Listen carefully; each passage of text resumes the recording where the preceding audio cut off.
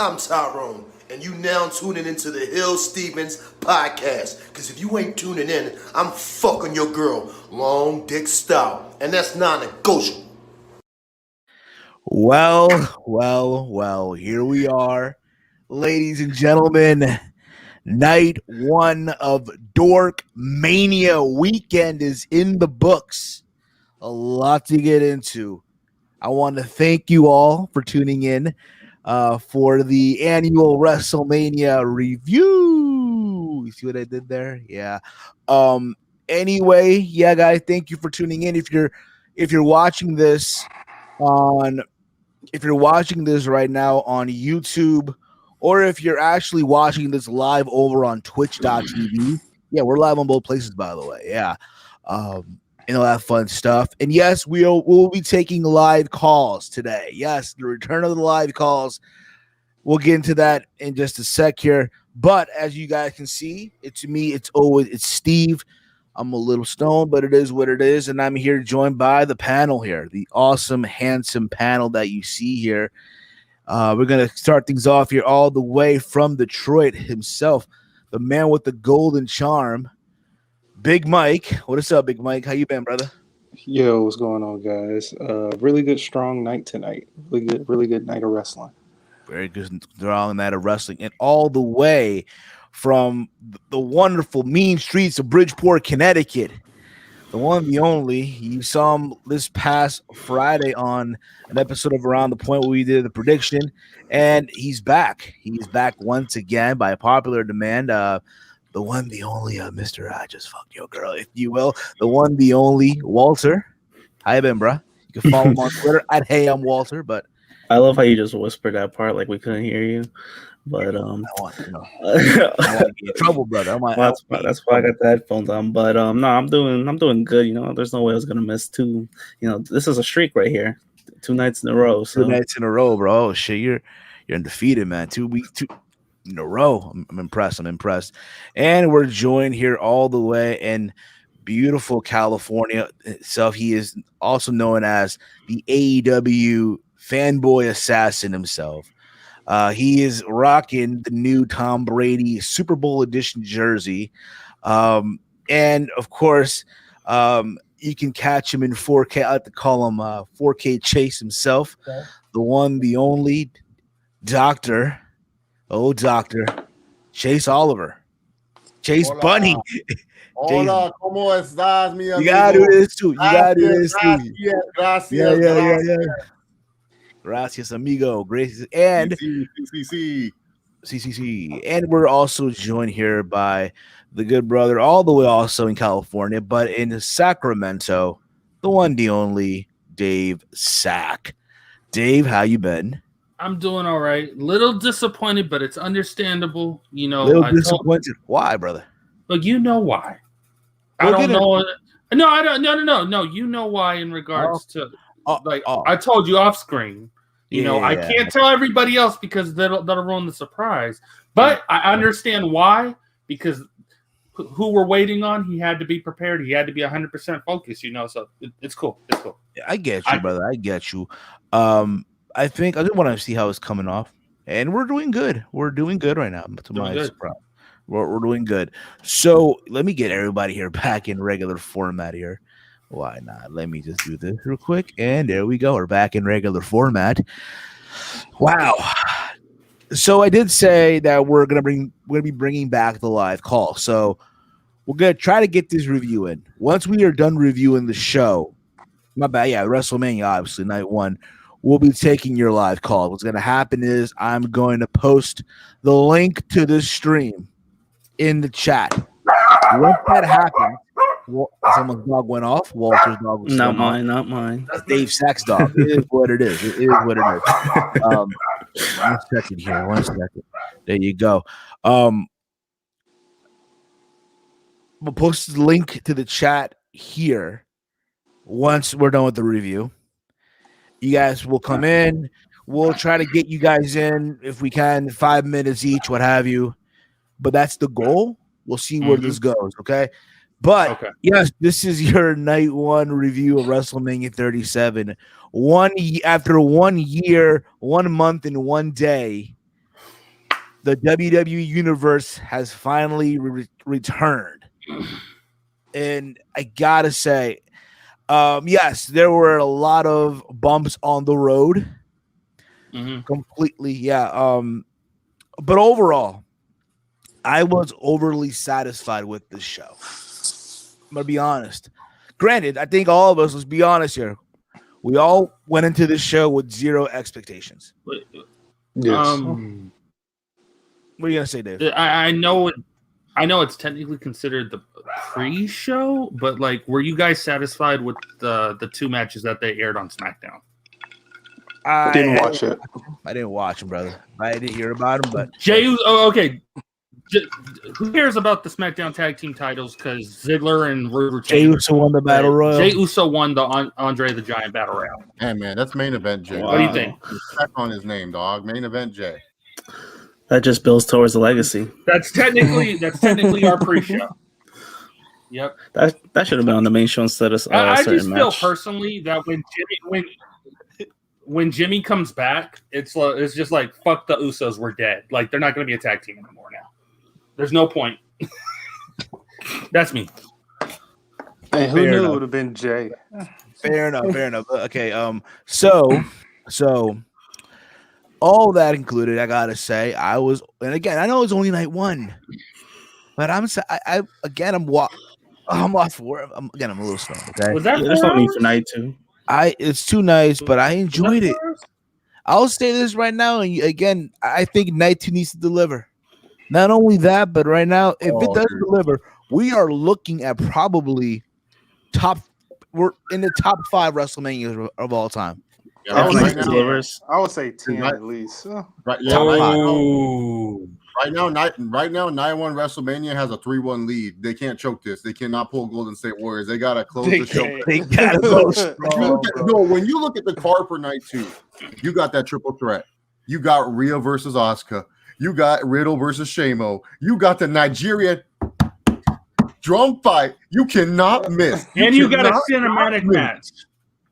And you have a cinematic match. The Fiend and Randy Orton cinematic.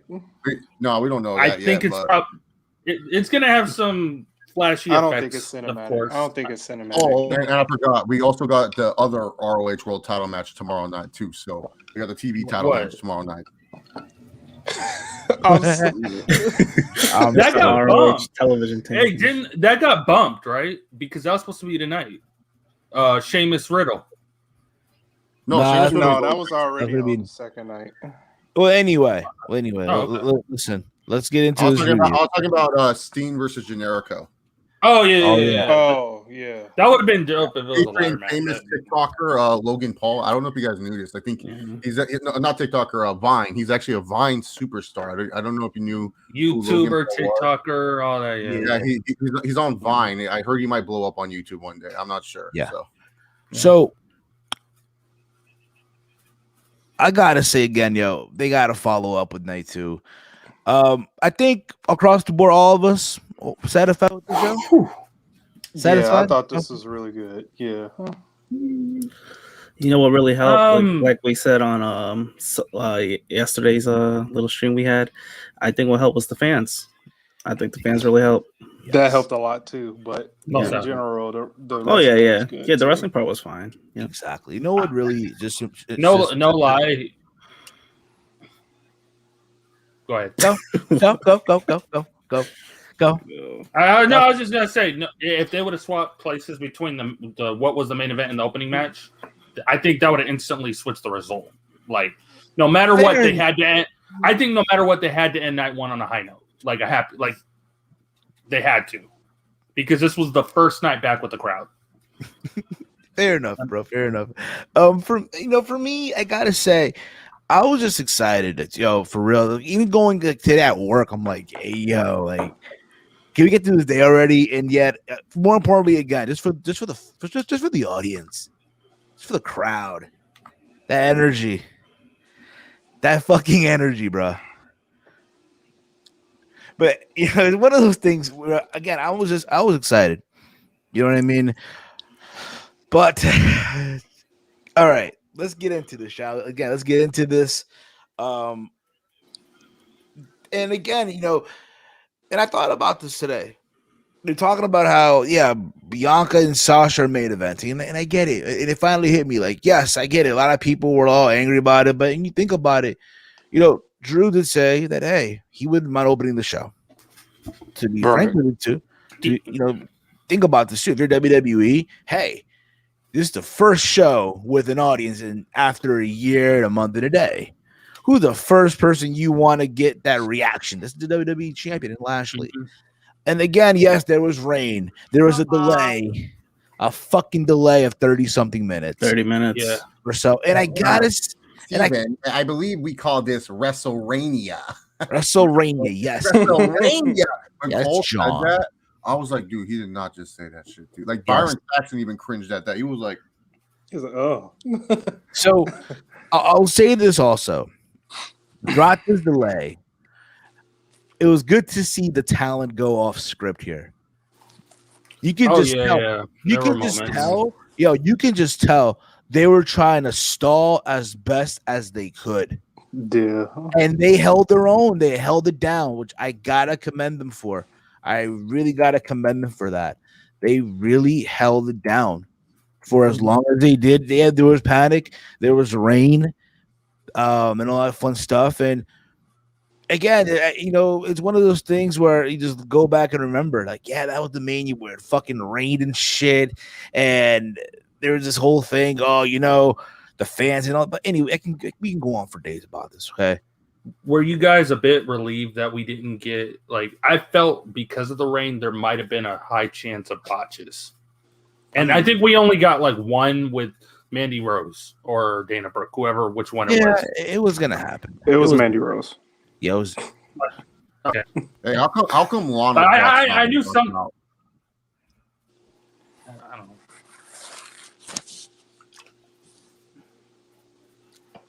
Anyway, let's get into the show. They told you, the beginning of the show, they told you we're starting off with Drew McIntyre and Bobby Lashley. I'm going to be honest. I really feel like they both had a planned entrance. I really do feel like, had it not been for the rain, each would have had a special type of entrance for WrestleMania. No. I really do feel that way. And you know what? It rained like crazy, and there was a delay. And like, fuck this, we can't do the entrance no more. That's what I feel. At least for Drew.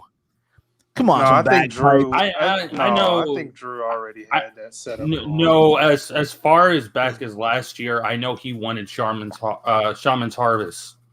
He wanted originally last year for Mania to do Broken Dreams live, and so.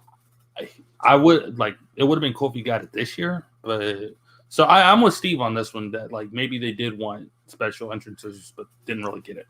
Probably so. Well, we did get one and it was terrible. What is up, Metal Skull 101? How are you? Hopefully you enjoyed night one of Dorkmania. So we got the match, right? Drew McIntyre, Bobby Lashley, WWE title. I gotta say, listen, yes, the buildup was terrible, right? Mm-hmm. But holy shit, those two guys, follow that, for real. You know what? I'll even put this top 10 WrestleMania opening matches. Ooh, that's a good list. I'll put it in there. It's not that, yeah. This killed Brett versus Owen. This kills Daniel Bryan versus Triple H. Like, there's not kills Brock and Seth.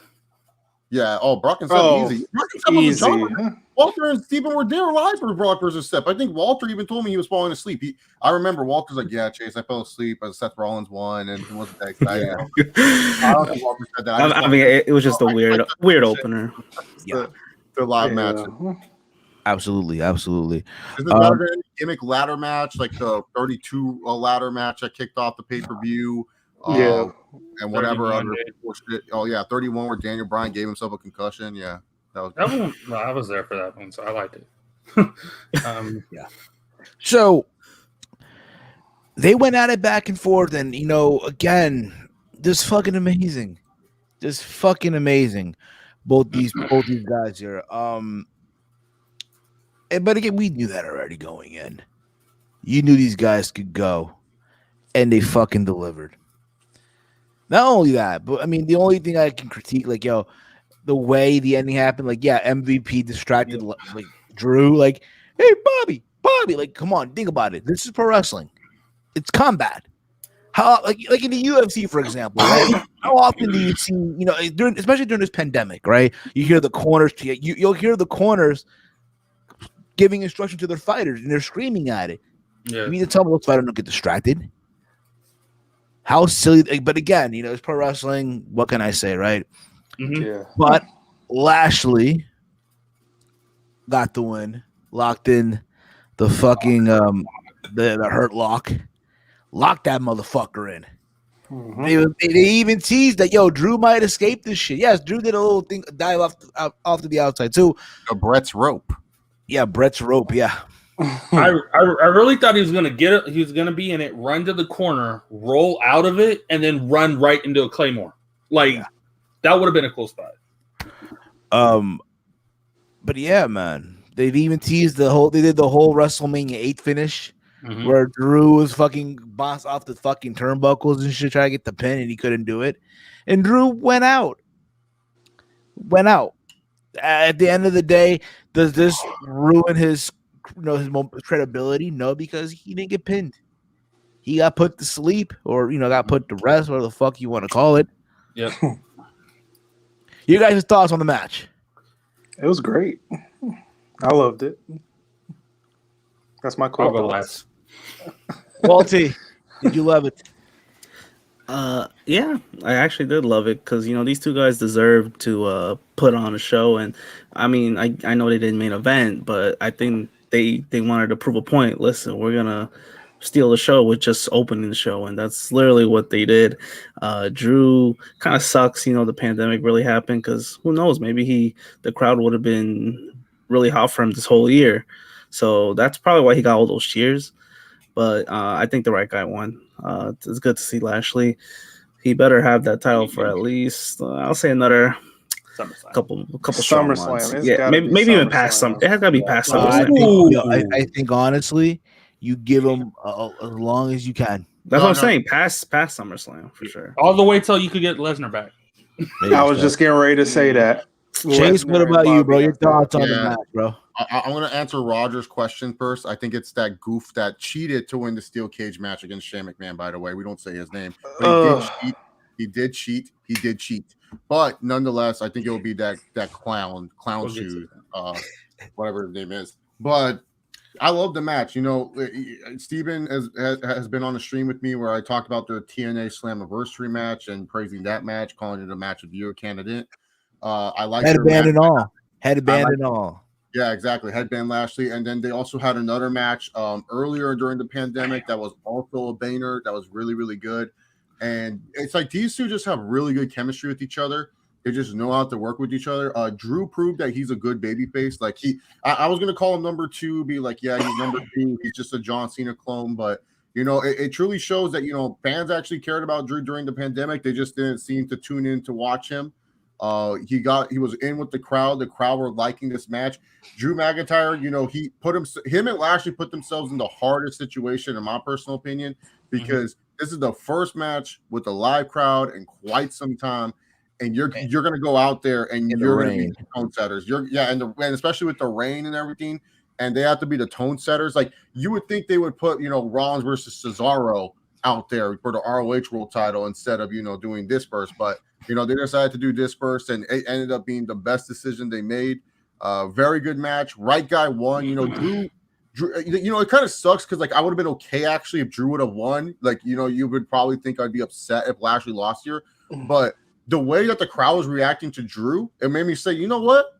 I'd be fine if Drew won this match, but I'm happy with whoever won. Great match, great opener. Fair enough. Dave Sack, what about you, brother? I'm happy right guy won. I think I'm still a little sore. I don't know about you guys if you finally moved on that the Hurt business is dead. I haven't. I haven't either. I was kind of hoping maybe playing chess with us and was like, you know what, I'm going to make it come off like they're dead. and then the Hurt Business is actually the reason he retains. I know that's a chicken shit thing, but like Vince made Lashley look chicken shit going into Mania by breaking him up and needing help. So imagine if like he did that as a ploy, and then come Mania, like somehow the crew like reunited post match or something. I know it is what it is. The match itself delivered. It reminded me a lot of the TNA days. Guaranteed there's gonna be a rematch. There's gonna be a rematch. There's gonna be a rematch. You already know it because he didn't tap. He didn't get pinned. He passed out. So I'm looking forward to it. I'm like here and there if it's match of the night or not. That's my only gripe. I don't know what my match of the night is. Fair enough. You know, I'll say this too. Give me 1 second here. Now, I'll say this too. You know, what amazed me too is like, yo, and again, you know, we've seen them wrestle before, but it's like their chemistry is amazing. Their chemistry is just fucking amazing. It's like, could you put this up there, like, you know, and I guess best feuds right now? I was like, you get what I'm saying? It's like, it's basically it's the main roster version. And again, you may laugh at it, and that's fine. But to me, I look at this like the main roster's version of Gargano and Ciampa. I was gonna say main roster's version of Gargano and CN, because like Gargano and Almas didn't really have like a feud per se, but when they got together in the ring, they put on good matches, you know. So, but you get what I'm saying? Yeah, but like, we're kind of like going around the same track though regarding NXT. But again, it's fucking amazing. I know we didn't mention about this earlier, but I want to get this real quick. The beginning of this whole show, you had the whole roster on stage, socially distanced, sort of say, right? Vince McMahon like kick off the show, acknowledging what's been going on in the world. And yes, let's be honest here, Vince just looks like shit now. I'm sorry, I love Vince, but that's not my Vince. I mean, sorry. He's 75 years old. Now he really does look like it. And then when he went to scream out WrestleMania, you see the fuck up. Oh, it still sounded classic. If it was cold, really cold, there'd be air. And I ain't gonna hold you. And I ain't gonna hold my serious right now. When they were playing America the Beautiful, I was tearing. I shed a tear, but I'm like, damn. Because you gotta think about this, bro. Get this comment out of the way. This is the first show with the crowd and all that stuff, and just reminiscing. You were feeling it. It's like, damn, bro. It's been that. I get it. I get it. Do you have any idea again what it has to be like again for us to watch wrestling? We've been accustomed now for a year and a month and a day to watch everything on screens. Think about it. It's like, and again, to see the people there. The people in the building, in the stadium. Yes, it rained, what have you. It shows me that there's a sign of hope. That, yes, we're all going through this shit. We're in this together, but, you know, there's at least not, you know, we're almost there, if you will. Yeah, it's a sign of hope until Monday. Yeah, until Monday. Yeah, once Monday hit, it's over. Monday hit, it's over. It didn't help. The 4K camera did not help out Vince. I agree. Chief, LOL by Roger. And then we got the what did we get here? The host of Hulk Hogan and Titus O'Neil. Which is cringe. God, bro. It was cringe. There's so much cringe. There's so much. I just like, bro. No. There's the cringe of Hogan. There's the cringe of Titus from the Hall of Fame. Listen, bro, I get it, but again, everyone that's just move on, bro. Seriously, just I'll say this right now. We're gonna grade O'Connor. Can we do that? Yes. Can we grade O'Connor this Hulk Hogan, Titus O'Neil, never again? Yeah. Worldwide. You'll get them back tomorrow. So. Nah, hope not. Can we get some more? Can we get Caleb Braxton? And have you seen when she wore the Hall of Fame? Oh my goodness! And that she went extra. Is that she went extra in the tanning booth? Cause you know she needs a tan. But that she went extra. Everybody was getting tanned up. Yeah. Well, she's starting to get used a lot more. So you know, she gotta get. Anyway, listen, let's move on. Let's get now into the matches. Okay, back to the card. We had the tag team turmoil. What's going on? What is Chase doing? You know, they mentioned Kelly Braxton, so I was just saying I want to, she rides both boats, so it don't matter to me, baby. I just want to watch, bro. I just want to. If you listen, I just want to watch. Bro. Hey, Kayla, Charlie left. You're the only one left, girl. Charlie did leave. Yeah, but a shame. Back to the show. We then go from that to the tag team turmoil match, which should have been, like Chase said, I think on Twitter, I think it was, at Chase Oliver 68. This should have been on the WrestleMania of SmackDown. WrestleMania, yeah. That's what I was saying in yesterday's video, too. I'm saying? Like, should have been. But yeah, we put Mysterio, Dominic, who are a portion of, I guess, the pandemic era of WWE, right? And yeah, the Street Profits, and you kind of get the idea, right? Alpha Academy, especially because didn't WWE show us some footage of 2K22? Who was the main fucker that they showed in 2K22? Rey Mysterio. That's his WrestleMania appearance right there. Yeah, exactly. No, he was on the stage, right? Wasn't he on the stage when Vince? I think so. I guess. I didn't see it. You know what? Roman was. You know what I found weird as well? Jeff Hardy could have came out to no more words here, man. Tomorrow, I hope, yo. Tomorrow, I hope. He's not booked at all. He wasn't even on Friday. He's probably dealing with an injury or something. Probably not. Anyway, so no, he was in the Battle Royale. He was in the. No, he wasn't. No, he wasn't. He was in the. No, he was. He did a Gail Kim. He was like, you know what? I want to smoke some weed, and he rolled out. You know. He really wasn't. And then that last year, so Andre the Giant Memorial Battle Royale. Wait, but Rey Mysterio lost his eye during the pandemic era, and he couldn't even get a Mania match. I know, right? This man lost his eye. My man's out, man. He traded his eye. He traded his eye so his son can have a contract. Give him a break. He got thrown off a roof. He lost his eye. So help my man's out. Yeah. So, but I feel like again the wrong match was. But anyway, the highlight of this whole thing. Dana Brooke for me. But Mike saying is Mandy Rose, but it is what it is. Woo. Busting her ass down the stage, bro. Literally. Yeah, it was Mandy Rose. Here's the thing about this match. Let's be honest here. This was our bathroom break for some of us. This was the bathroom break. It was a little too early for a bathroom break. This was the you know what? I was like, you know what? No cap. I'm just gonna sit through this, if you will, right? I was gonna sit through this and I'll just watch the match. The fans were really silent. That's how you knew. Yeah, something. Yeah, they were there. No, nobody really cares about the women's division of Raw, and nobody cares about the tag division altogether on the main roster. Sadly, they don't. Exactly. Hey, all that matters is $1 Natty did it, baby. That didn't make sense. That didn't make sense. That didn't make sense. She just beat one half of the Raw Women's Tag Team Championship. Okay. Like what I mean by that is. When is the last time Vince has done heel versus heel booking? When are they heels? Last time I checked, Nia Jax just told Tamina, "You're not even a part of my family anymore." It's like they're both teams are. No, I did, but like they're both. Well, you know, John. The last time there was a main event between two heels, it was in NXT. It was Santos Escobar and Carmen Brown. You're right, Michael. Michael. Anyway.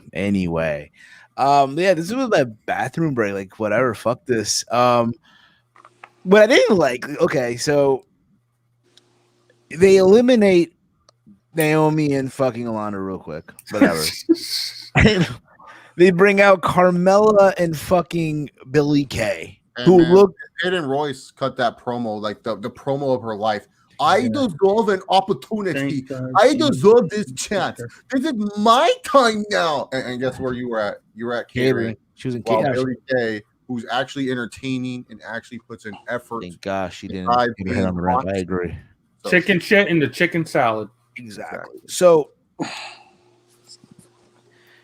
yeah, we're there, bro. We're there.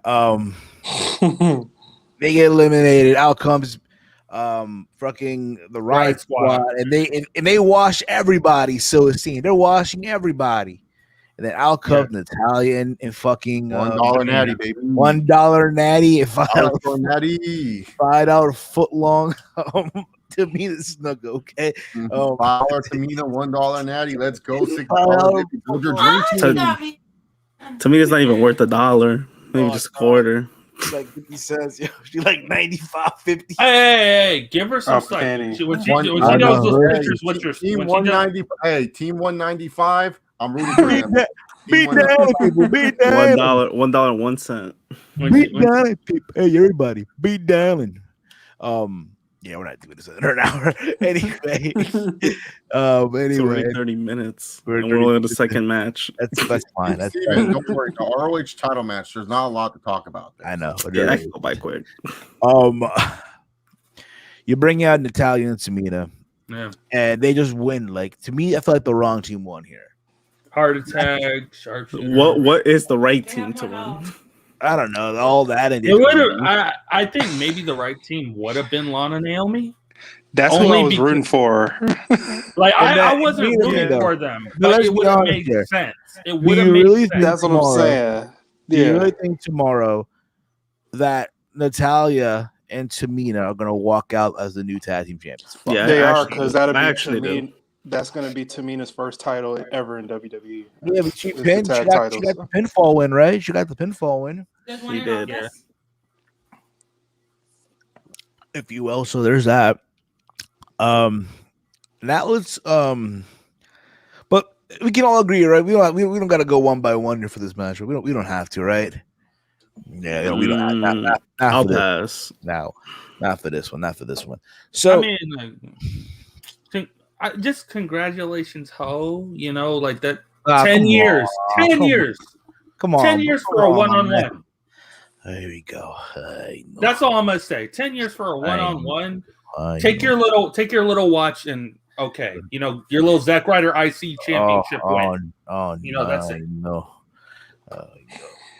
That's what that was. That's what that was. When Zack Ryder won the ladder match for the IC title, compare that to what happened here. That's what it was. Okay.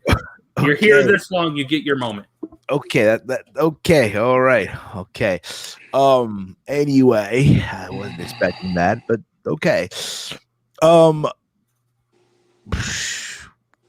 There's that. From there we go on to a backstage segment. It was I guess it was the NWO and Bayley. Do we have to talk about this?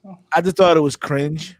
Real quick, I didn't want to say that. Just that, all I want to say. To me, it was just cringe as all shit. Yeah, it was cringe, but every time I saw Bayley, I kept thinking about these rumors that were going around. Like I thought she was gonna have. I thought she was gonna have a set. Yeah, maybe. Maybe tomorrow. We get to, I guess, the Ring of Honor match of the night. Right? That's what I was talking about. The Ring of Honor match, Chase.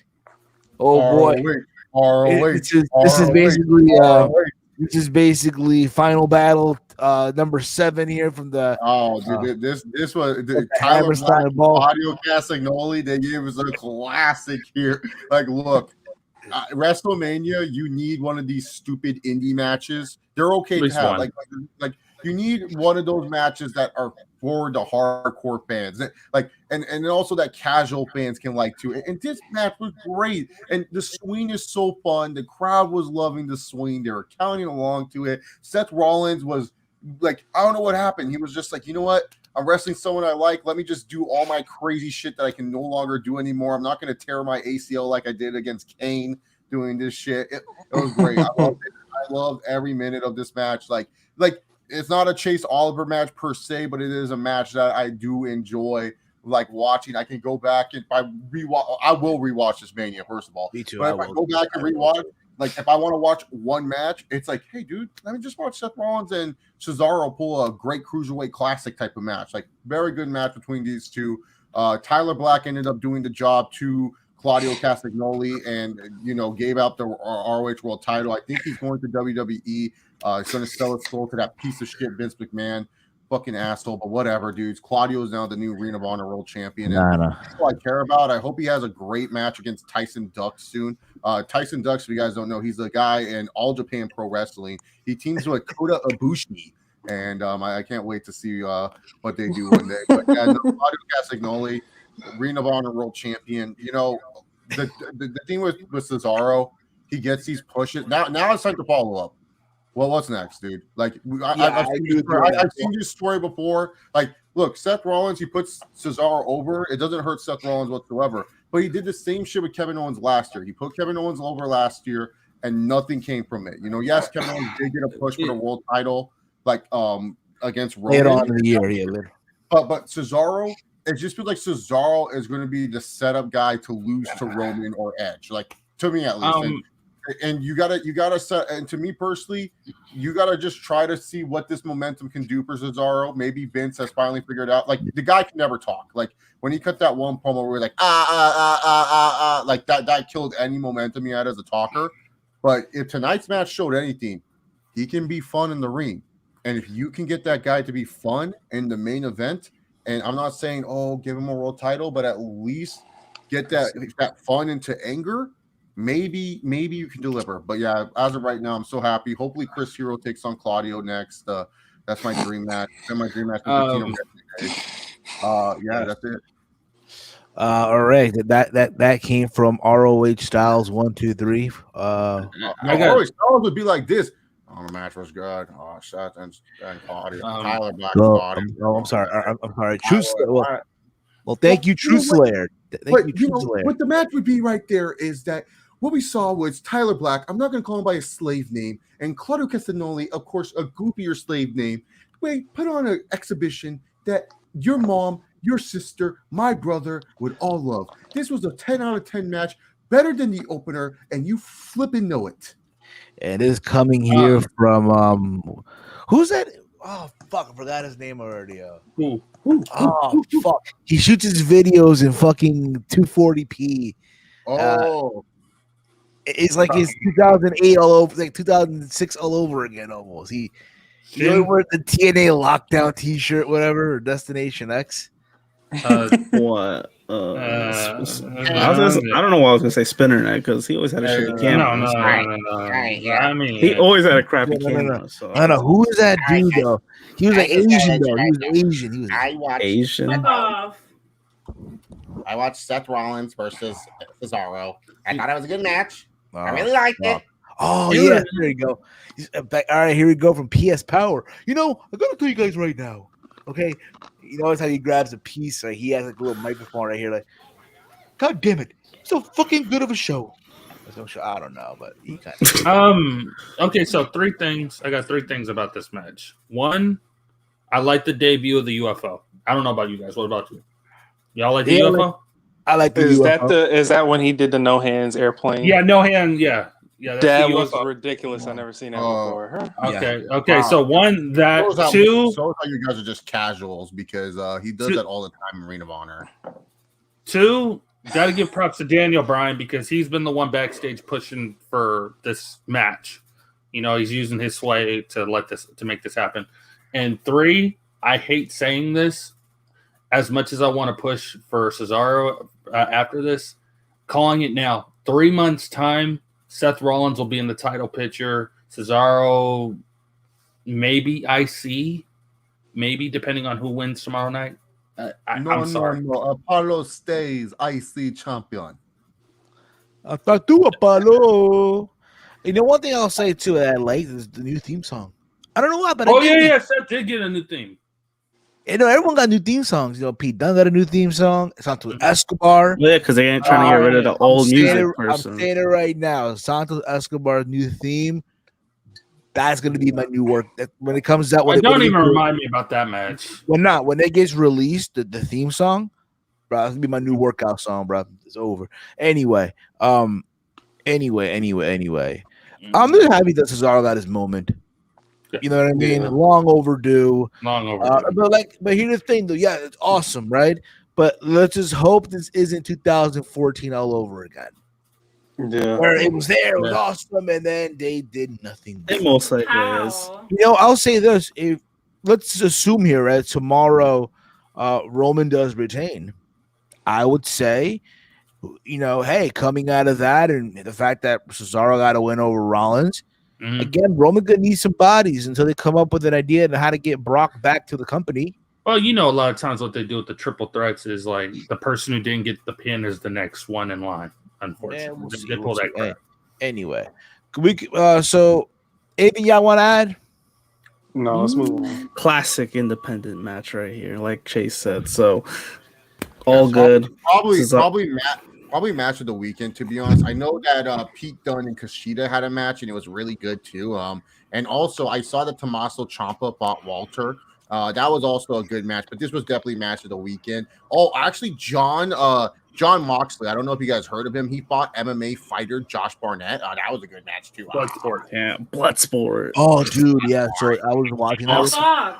I was watching the conclusion. So yeah, I did watch the GCW Spring Break show, right? Yeah. So it was Nick Gage versus RSP. Wait, why does Nick Gage look like a Basham brother? Who is this? I have no. He's like this deathmatch wrestler, right? So him and RSP. Steven, I don't know. like Marco stunt with the dildo. I lost it. So at the end of the match, right? Moxley comes out. Why are we talking about Nick Gage? That's it. That's the Basham brother. All right, there you go. I mean, you guys are dark side of the ring. Oh yeah, that is coming. That's gonna be tight. Yeah, we got people in the chat kicking up. Glitchy right here. I got every match right prediction. Oh really? What's up, Holmes? And Lashley won. I'm so happy. Guys, again, we'll be taking live calls momentarily. All right. We'll get into that in a bit. Yes. So there's that, right? Where were we here? Talking about Cesaro and all that stuff. I want to see them do something going forward. At the end of the day, I don't give a fuck if it's Cesaro going for the Intercontinental title at this point in juncture. Give him something. You know what? I'll say this. Let's say Roman loses tomorrow, right? And then, like, he's just so pissed off. I wouldn't mind a non-title feud between Roman and Cesaro, where it's like Cesaro's all happy that he got his moment, and Roman's like, your moment don't mean shit because, like, even in defeat, I'm still the man or whatever. And he's just like, but you lost. So it's like, I don't know about you guys. That'd be a cool feud to bounce back after Mania. What about y'all? Maybe Roman Cesaro. Well, something like that down the road. Because again, like I mentioned before, should the idea is that, hey, we're going to try to get Brock back and Roman retains, right?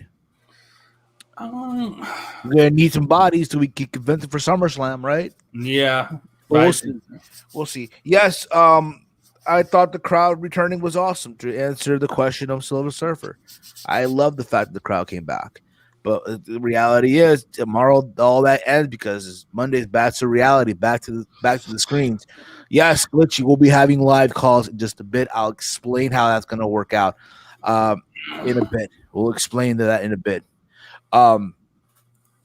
So where was I here? God damn it. Tag match. We're on that right now. And look who it is. The GOAT. Hey, man. The GOAT.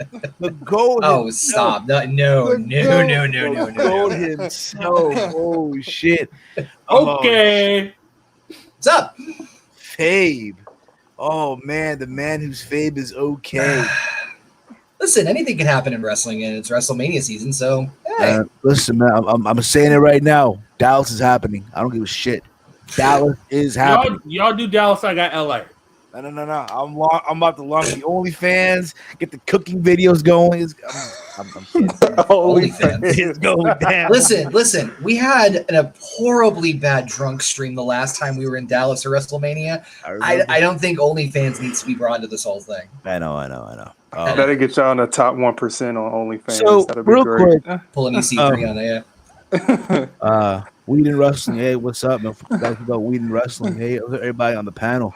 So Connor, what are your overall thoughts on night one of Dorkmania and all that fun stuff? Your thoughts overall on night one? A lot better than I thought, to be honest with you. not gonna lie, went into this thing with pretty low expectations. I mean, it's pretty common across the board. I think everybody can say this, and otherwise, not a lot of hype going into this Mania. Wasn't really excited. There wasn't anything that made me go like, "Wow, I need to be there," and possibly get drowned out by rain.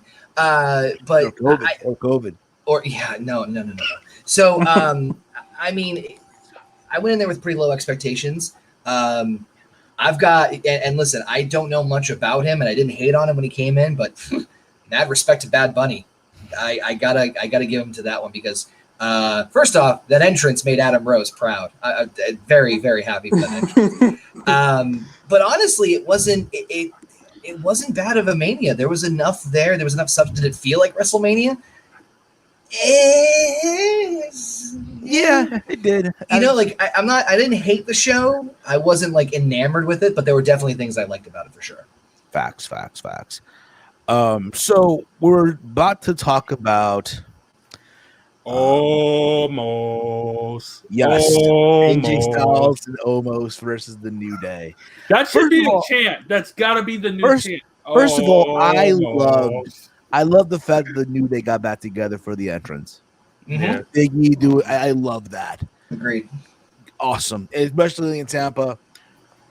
All that stuff, right? It's his hometown, and you know, excuse me, there. God damn it, pal.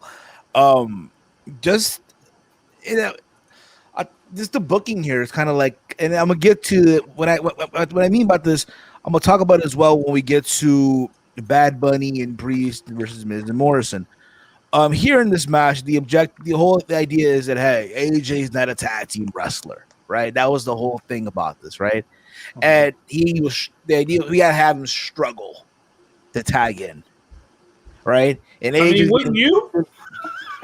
But it's like because we saw the same thing in Miz and Morrison versus Bad Bunny and Priest. To an extent. Yeah, but that worked out. That worked. That one worked. This one's like, dude, is like, it's like, listen. But that being said, though, listen. After seeing Omos decimate the New Day, listen. You maybe because I'm stoned right now, but it is what it is. I said this on Twitter. No cap. All right.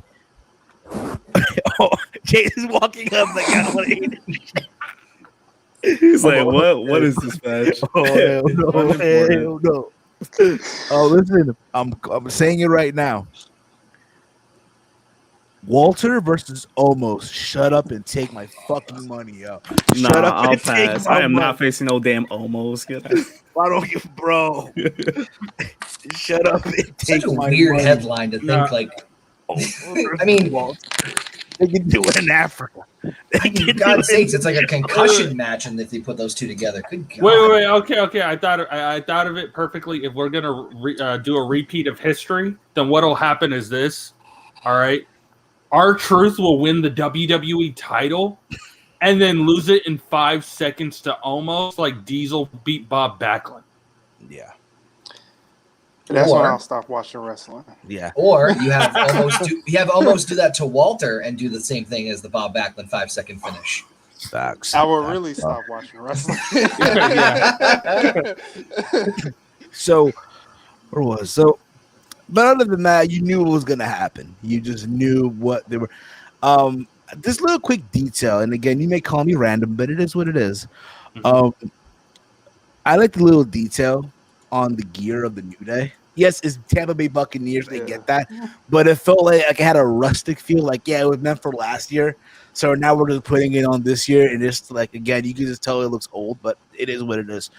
Did you like the fusion? I like that too. I thought I would have been like, wow, if they had the Jacksonville Jaguars, I would be like, imagine. Yeah. Whoopsie. Speaking of that, you know what I caught on Twitter? I don't know if you caught this or not. So again, you knew that it rained and all that stuff, right? Obviously, it's been going on. Tony Khan on Twitter was like throwing shade, talking about, oh, we had a rainy weather too. We did this, we did that. We put a red carpet on the mats and shit like that. Like, bro, really? 9 days tonight. 9 days tonight, Steven on Dynamite. You're gonna defend the world title. 9 days tonight. Oh my God, Chase, you nailed it. I don't know. On Dynamite. On Dynamite. You sound like Sean's view. Like, on Dynamite. Steven, you promised Mike a fair match. You said you were going to have a fair match. Yeah, you're going to give him a fair match. Mike, you're going to have a week to prepare. 9 days from tonight on Dynamite, you're going to face him for the title. It's going to be for the title. Sounds like an Italian shack. We gotta elevate it. Oh, Sounds like an Italian shack. Gavin, Yeah. Oh, Gavin. Oh man. Stick around, Gavin. We'll be taking live calls in a bit. Stick around, Gavin. So try to get this back into pace here, okay? Back to Dorkmania. From there we got the cage match. Quick note. AJ completed it. He's now a Grand Slam champion. Yeah, actually, yes. AJ is now a triple. AJ is now a Grand Slam champion. He's now a Grand Slam champion. Sorry, I just laughed at Chase. That's an amazing shirt. You guys look like you're having fun. Yes, we are actually in the streets of my media. The only thing I was disappointed was that Shane didn't wear that stupid Express shirt. Oh, bro. I'm not sure what happened there. Listen, say what you want about the match and say what you want about, like, you know, a bit of an eye roll and the build-up and everything. They do, you know, that Braun's there for, like, a strong spot, basically. That's the best way I can describe it. Like, you know they're going to do something like, oh, he's going to bench press the ring or some stupid shit like that. Like, it's going to be crazy. Right, so the break into the cage was kind of neat, although what I just didn't understand was, why did he just toss Shane in and then go, like, and just leave, but that doesn't fit Strowman's character. But no, I mean, you knew what you were getting. You know what I mean? Like, you knew you were getting in this match. I want to say one thing. I honestly think this should have opened Mania. It's weird to have it's weird. No. Hear me out for two reasons. One, it's weird to have a cage just lower in the middle of an event. It normally happens at the end of an event or beginning. The second reason is because after watching the first match, I don't know if it's just me or not, but the result of the first match instantly told me what the end result was going to be for our main event. Is this the only other time other than Hogan and Bundy that there was a cage match at Mania? No. Cage matches in the past. I know there was Hell in the Cell. No, yeah, right. Hell in the Cell, not cage. Hogan and not Hell in the Cell. I think this was the second cage match. I think this is the only other time that there's been a steel cage match at Mania other than Hogan Bundy. Yeah. So in the arms of greatness, we have Hulk Hogan and King Kong Bundy at WrestleMania 2, Braun Strowman and Shane McMahon at WrestleMania 37. Yes. By the way, that makes sense. Carrier cheated. He cheated. He broke the cage. You're not allowed to break the cage. It's in the WWE contract. You can't break the cage. The best in the world, Shane McMahon, should have won by disqualification. It's absolutely ridiculous that some stupid person can break property. How is he breaking property like this and being able to be walking around? You know, so I'm with Shane McMahon. I'm with the best in the world. You guys can claim to be with that stupid express. Stupid is what stupid does. Have your D+ report cards. I'm like Shane McMahon, having my 4.0 degree and everything. So yeah, you know, I felt he won this match. I can't wait on Raw until he gets big what's it called? The reversal on it and stuff. But yeah, you know, Shane does what Shane does best, and that's entertain us, the fans, us fans. He's the best in the world.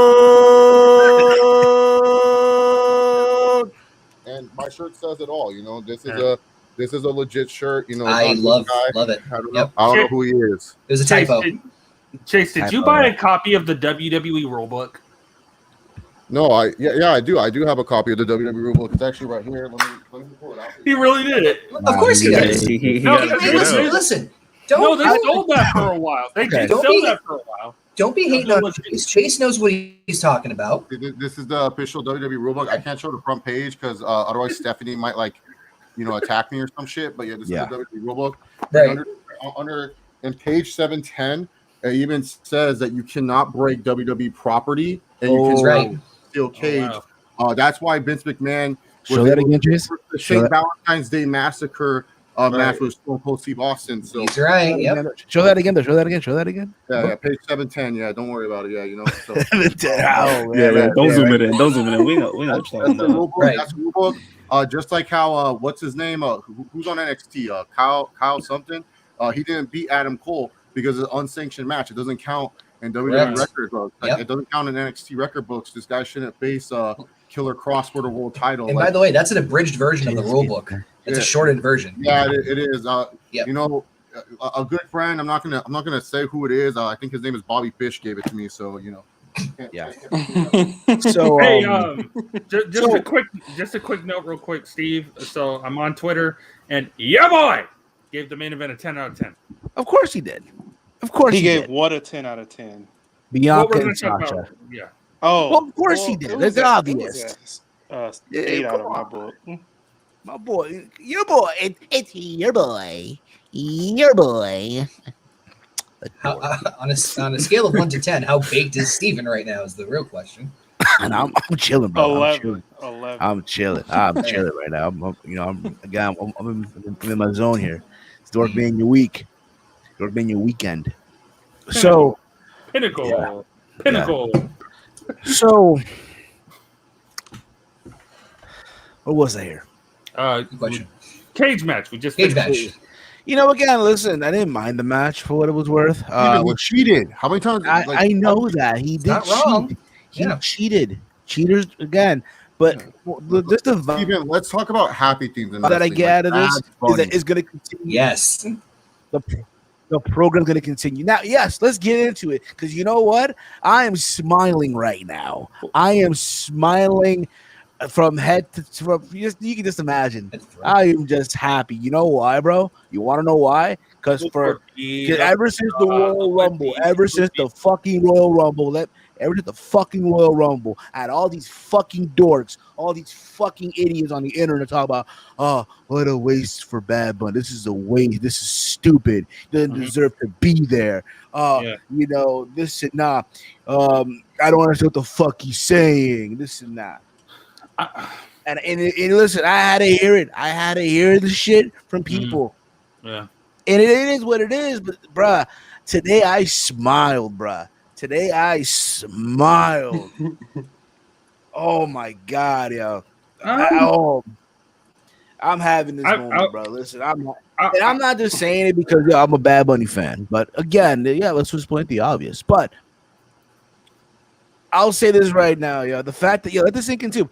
He was the co-main event of WrestleMania. Now, yeah. Thank you to Chief right here. You can tell Bad Bunny is serious. Absolutely. People didn't understand this shit. Bad Bunny is a legit wrestling fan. And even as a grown adult, he still embraces that. You know what I mean? You know what? And he took the shit serious. So give him that. Bunny Destroyer. No phoning it in. The Bunny. Think about it. Puerto Rican Destroyer. Now, granted, he looks like a fucking undersized Tony Khan. If you think about it, but he probably speaks better English than Tony. He looks like a mini Tony Khan. Tony Khan, AEW, Tony Khan. Yes, you see, Tony Khan in Florida. Tony Khan, no Booker T. He did a really good job, though. I am petitioning for him to be DLC in a new 2K22. I hope so. No, F that. He needs to be Hall of Fame bound next year. Next year? I would say this: Bad Bunny is better than Lawrence Taylor. Bad he's right. Bad Bunny's better than Tyson Fury. Bad Bunny, I know AEW fans, this is going to upset you. He's better than Stephen Amell. All right, I know you guys love Stephen Amell, and he had a 10-star match with Daniels. I'm on the same level. He's better than fucking up. I'll say it. People might get mad at this, but I don't care. Better than Ronda Rousey's. Does that count? That doesn't. Does that even count? That doesn't count. Nah, Rousey was actually signed. I can hear Chase blocking you right Bad Bunny and Pat McAfee are 1 and 2. No, you can't be saying that, John. That doesn't count. You can't say that. No. No. God, I can feel the steam coming off of the heat off of Chase after that. Listen, Bad Bunny is better than everybody who was a guest host of Raw during that year when they had to do that. He's better than Snooki. Better than Snooki. We'll just say that Bad Bunny. I'd say Bad Bunny's probably about better than maybe a good 60% of the celebrities they had in the ring. But at least he's in the top third for sure. Until tomorrow night when Vine star Logan Paul does referee. Logan Paul, he's gonna knock out Sami Zayn. Let's just admit it. He's taking a punch. Okay. Somehow, some way, either before or after that, during or after that. What's really good? Steven, real quick. What was kind of sad was when Logan Paul was boxing and sparring with his brother, and they showed his body. I was like, "Damn, dude, he looks better than fucking most of the roster. He looks like he's in better shape than like most of the damn roster, dude." What? He's gonna lose to Bashman. Stop fucking. All you motherfuckers, stop. Exactly. Ben is gonna mop the floor with him. Yeah. But you know what it is though, and I don't know if I know this or not. Imagine tomorrow, Logan Paul no shows WrestleMania. That'd be hilarious. He should be banned. Listen, if you watch his body flow, it's like he didn't want to be there. No, you know what's weird? And if you go on the social media, think about it. If you're a guest at WrestleMania, if you're WWE, you're expecting this guy to promote it on his social media. And he should vlog it too. He should be like, "Yep." He hasn't even done that. Like, let me go on Logan's Twitter. Let me go on Logan's Twitter right now. He might have mentioned it one time during the 4 hours that Mania. Think about it. I'm on his profile right now. There's not a mention, nothing. You would think even the stories like, yeah, come over to watch WrestleMania. Yeah, he posted on Twitter. I'm on his IG right now, though. A lot of folks. Okay. Look. It's like when Mike Tyson was a guest in AEW and not one mention of Well, AEW. of course he's not going to care about that. I mean, he yawned on national television. You know what's going to be crazy? Logan Paul is going to do one night, right? And somehow down the line, watch him end up in the Hall of Fame before Bad Bunny for one night. No way, dude. Bad Bunny. It's WWE. It's WWE. No way. No way. Because one, Bad Bunny has something over Logan Paul. Bad Bunny actually sold merchandise for WWE and actually sold it out. True. Didn't Drew Carey only do one night? Yeah, but okay, but you're Drew Carey's a big star. Comparing Bad Bunny and Logan Paul. Drew Carey was a little bit different. That was just random why they put him in the Hall of Fame. But Bad Bunny, he's going to be in the Hall of Fame way before Logan Paul. Bad Bunny's a bigger star than Logan Paul. That's why Logan Paul. The point that I'm making is that WWE Logan Paul is a special guest referee for the ROH TV title, and Bad Bunny had his own match with the Real World's Mike Mizanin. God damn. Imagine. Hard argument. We're in the comment here. Imagine from Glitchy. Imagine if the crowd start chanting KSI during the that KSI guy. So I'll tell you guys this. I'm not proud of it, but I did go to Logan Paul versus KSI too, and KSI was the biggest star I've heard in my life, dude.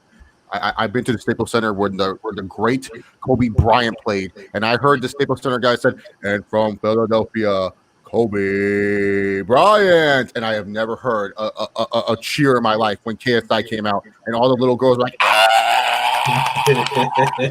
was there when The Rock, the smell came out, and nothing. I was there when Becky Lynch was hot as hell. I was there for a lot of hot shit. And guess what? KSI, that shit was the loudest thing I ever heard. That motherfucker. No shit. Wow.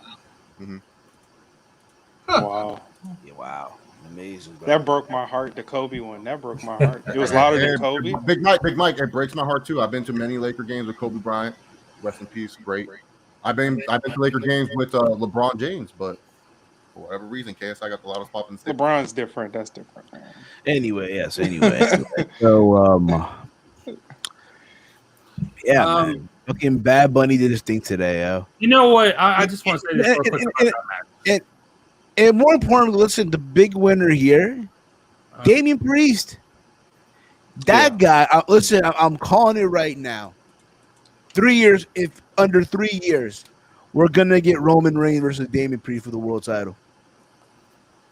I'm calling it. That's happening next year. Let's be honest. I think they're gonna fast track him. Honestly, I wouldn't be surprised if Priest is a favorite to win the Rumble next year, 2020. Money in the Bank, maybe. Think about this. No, Rumble probably first. Yeah. If he's keep going on this train, or it's not Money in the Bank. No. You know what? I see him next year's Rumble being the guy with the most eliminations. Maybe so. But here's the thing about it. We're talking about this now. Let's just hope and pray that creative and all of them actually keep the momentum. And you're asking a lot. You're asking a lot there. Well, here's the thing with Damian Priest. People forget he's old. He's a Batista.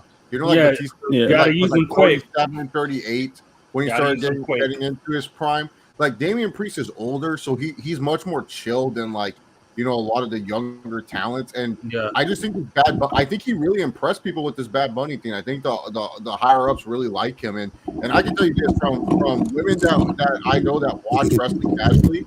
What the fuck is going on? What the fuck is going on, bro? Oh my goodness, what's that? The fuck? My goddamn ears, motherfucker! Shit. But yeah, man.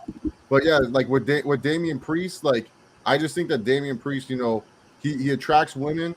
He's cool to me. I feel like he's a guy that you should focus on. Like, is he going to bring major ratings? We don't know yet. But you got to like, you can't give up on this guy. Like him, and what's the other fool that they've been pushing pretty heavy?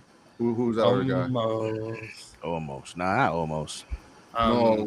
Is it on the main roster? No, Carrion. Yeah, him and Carrion. Carrion. Yeah, you got to just find a way to like you can't do what TNA did with Matt Morgan and Crimson, where you just gave up on him. No, you just can't. You just can't. No, absolutely. You know what? I'll say this: like how everything played out for Bad Bunny, it was cool, but I think it would have been better if like the night of the Royal Rumble he was assaulted. And like within 1 week, the match would have been set, and then that whole time frame between, like he got the pairing with Damian Priest, and then like you see the segments of him training, like from the early WrestleManias with Hogan and Mr. T, where Mr. T and Hogan were training for their big match. Like, wouldn't you guys have actually liked to see that? Yeah, we know that Bad Bunny took this seriously, that he is a fan, but to actually know like what he's doing to prepare for this. Yeah. The surprise factor is a bit of it much though, because that's the story. Oh, you're gonna have a celebrity come in and fight. Oh, this will be good. And then you turn around like, oh, damn, he can actually wrestle. He can actually hold his own. I kind of like that surprise factor because I don't want to see. I wouldn't want to see Damian Priest chasing a chicken getting ready for the match. Yeah. Just not my personal favorite. But yeah, no. I mean, kind of going off what Chase was saying. That when WWE brings in a celebrity or when they bring in a celebrity and they pair them with certain wrestlers, they're putting a lot of trust and faith in those wrestlers, not just on the side of like whoever they're teaming with, but also the opponent. That's why if you've noticed, Miz has tend to be despite Miz is usually a very reliable source. So it's kind of like a badge of honor. So the fact that Damian Priest got in on like arguably one of the more high-profile matches of Mania, that says a lot. That says a lot. So, yeah, I think just to kind of piggyback off you guys, yeah, he's going to get fast-tracked soon. If he's, I wouldn't be surprised if he wins a mid-card title this year. When was around what month was the last draft that they had? October? Yeah. Okay. I would, because the only reason I'm asking is just like, at this point, I want to see Miz and Morrison split up. And I want to, like, when it happens, I want to see Morrison turn on Miz, like the draft night when their original pairing split up. Yeah, I can already see the Fox executive now. Beep boop beep boop. Hey, USA. Yeah, we'll give you whatever, dog. Oh, God, it's right. I forgot about that shit. We just need Damian Priest. Yeah. Roman? No, we can't give you Roman. You want Seth back? I mean, you don't want the Rating Slayer back? Rating Slayer. Wait, you guys want Charlotte? No, you guys. We let you borrow Charlotte last year. Well, how about you guys want Bianca? Yeah, Bianca for Priest. Okay. Wow. Bye. I forgot about that shit with like the Fox like robot football players are in the fucking like. Oh, yeah, why yeah, are you here? Robot's gonna draft Exactly. Damian Priest. God. So there's, and again, I just love the fact that again, Bad Bunny today silenced the critics. At the end of the day, I was blown away by the hate. You gotta at first, because you gotta understand in the eyes, and I get it. Not everyone's gonna know who he is. Let's be honest here. I'm gonna give you this example. If you're someone that's into heavy metal, you're not gonna really give a fuck who the fuck is a Bad Bunny. You might know the name, you'll hear about it, but you're not gonna give a shit about his content. You know what? Now, I found I got a good example of that. It's like trying to know who Herbie Sadler when he was feuding in early TNA, unless you were like of that area. Fair enough. Who Herbie but that's kind of like the thing. Like it's almost like you're not gonna really get or care about who the fuck this dude is. But but the name is out there. I'm just happy he silenced everyone. It was just all the shit talk and all that crap. I was like, but at the same time, as much as we tend to shit on WWE for business/creative decisions or whatever lack thereof, I thought about it, I'm like, okay, they're obviously highlighting him if they're giving him the fucking 24/7 championship. So they have to at least understand or know that he has to bring something to the table. Yeah, I'm not saying like it's the when they brought Bad Bunny in, it was like at a good time because like all the award shows and he was being booked for a lot of the shows too, like SNL and stuff. So giving him the 24/7 belt, it was like him being able to kind of use it as a pro. Like, look, if they gave him a different belt, like the tag titles, that would have been a little bit better because at least there's like the 24/7 belt. It honestly looks like a boxing championship, so it just kind of looks like Bad Bunny carrying a random fucking boxing. I'm in the chat here. I'm reading the chat here. Weed and Wrestling says here, to me, Bianca looks like you could take a big breath of air and literally blow her over exhaling. No. Same issue I had with AJ Lee. No. And also, Chief right here, wrestling fans don't like new. And they want their saliva and drowning pool, man. Leave them alone. Listen, 2002 was my year, man. Yeah, is there we want Limp Bizkit, we want saliva, we want drowning pool, we want shine down, we want Daughtry. That's all we want. I feel personally attacked because that's my playlist. That's still on fire right now. Has there been a wrestler who wanted to lose? Like, I mean, a celebrity who like was gonna have a match and was like, you know what, I'll lose. Has it happened yet? Stephen Amell. Oh yeah, and All Out. Yeah, all no, within WWE. WWE. Maybe Napoleon Dynamite. If you want to count The Rock, celebrity. No, I think Shaq was supposed to lose to Big Show. Yeah, the Battle Royal. Well, yeah, that was in Dallas. Y'all saw that live. Yeah, we were there. Yeah, that was like a double elimination, right? So weird. It's just like, oh, here the fuck Shaq. Like there was no advertisement. They're all supposed to plant the seeds. Yes. Fucking weird. Like, who's that big? Is that Omos? No, it's Shaq. Oh. I really thought the first time he was in the ninja getup, I thought it was Shaq. Yeah. I was like, why is Shaq? He's in Florida? Shaq, can you take it? Sucker.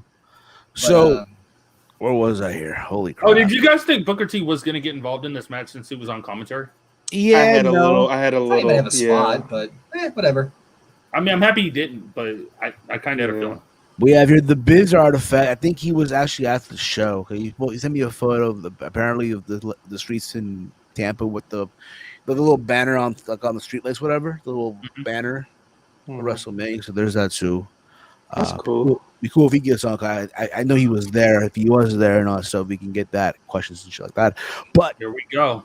The main event. Wow. Bianca Belair and Sasha Banks. Listen, did this need to main event? On paper, no. I'm sorry. On paper, no. However, I get why, and I said this earlier, if you're WWE, this is the first show with the crowd. The first person you want to see get that big reaction is the WWE champion. So, fine. For that purpose, I get why it opened the show. Right? You want to end on a high note. But They went there. Oh yes, first time 2 African American women main event. Like, oh, you just gave it away. Okay, no, I think WWE looks at it. I think WWE looks at it more from the perspective of this was our first time where WrestleMania week, one whole night was main evented by women twice versus the ring card. But what really got to me, too, in a way, and I mean this, like, again, it's just like, wow. Mm-hmm. The moment Bianca got emotional in the ring when the bell rang, that was like, oh wow. The thing, this was a girl who, like, what, 2 years ago or so, or 3 years ago, was in the Mae Young Classic. Yep. Yeah. If you would have told no me, wrestling experience, exactly, and she was beating people. If you would have told me that girl was gonna main event WrestleMania under 10 years under her belt, I would not believe you. She hasn't even won the NXT title. Exactly. Top 3. That makes her like top 3 rookie crazy. Year. She's now in the top 3 of best rookie years within WWE. I like Sasha's attire. I really do. I'll be honest. I really do feel like there would have been like some big entrance. I really did feel like this was missing from both movies. Well, you can't get Snoop Dogg. You know what I mean? It's budget cuts. And again, and I said this earlier. I really do feel that they might have had entrances planned out, but again, the rain happened, and there's video. Snoop was busy. Well, yeah, Stu was in Daly's place. Rhea Ripley tomorrow. Well, we'll see. Rhea Ripley gets a live performance tomorrow. Better hope. Tomorrow. No, she is. Better hope. I mean, you better hope it happens tomorrow. You better hope. Wale, I believe, is singing out for Biggie. You better hope really? tomorrow it happens. Oh, that's awesome. That is the power. I think that so they're doing 2 live performances. I think that with the whole idea of the women main event, I mean, at this point you can't be surprised that they're going to be like, oh, first time ever, et cetera, et cetera. Because WWE's been pushing all that stuff in the last 5-ish years or so. There was an interview with Triple H when they were doing a thing on Taker. This was before he was retired, and they said hey, did you guys know that every Hell in a Cell is featured every Undertaker or Triple H? And he's like, oh, that's news to me, but that's a fun fact.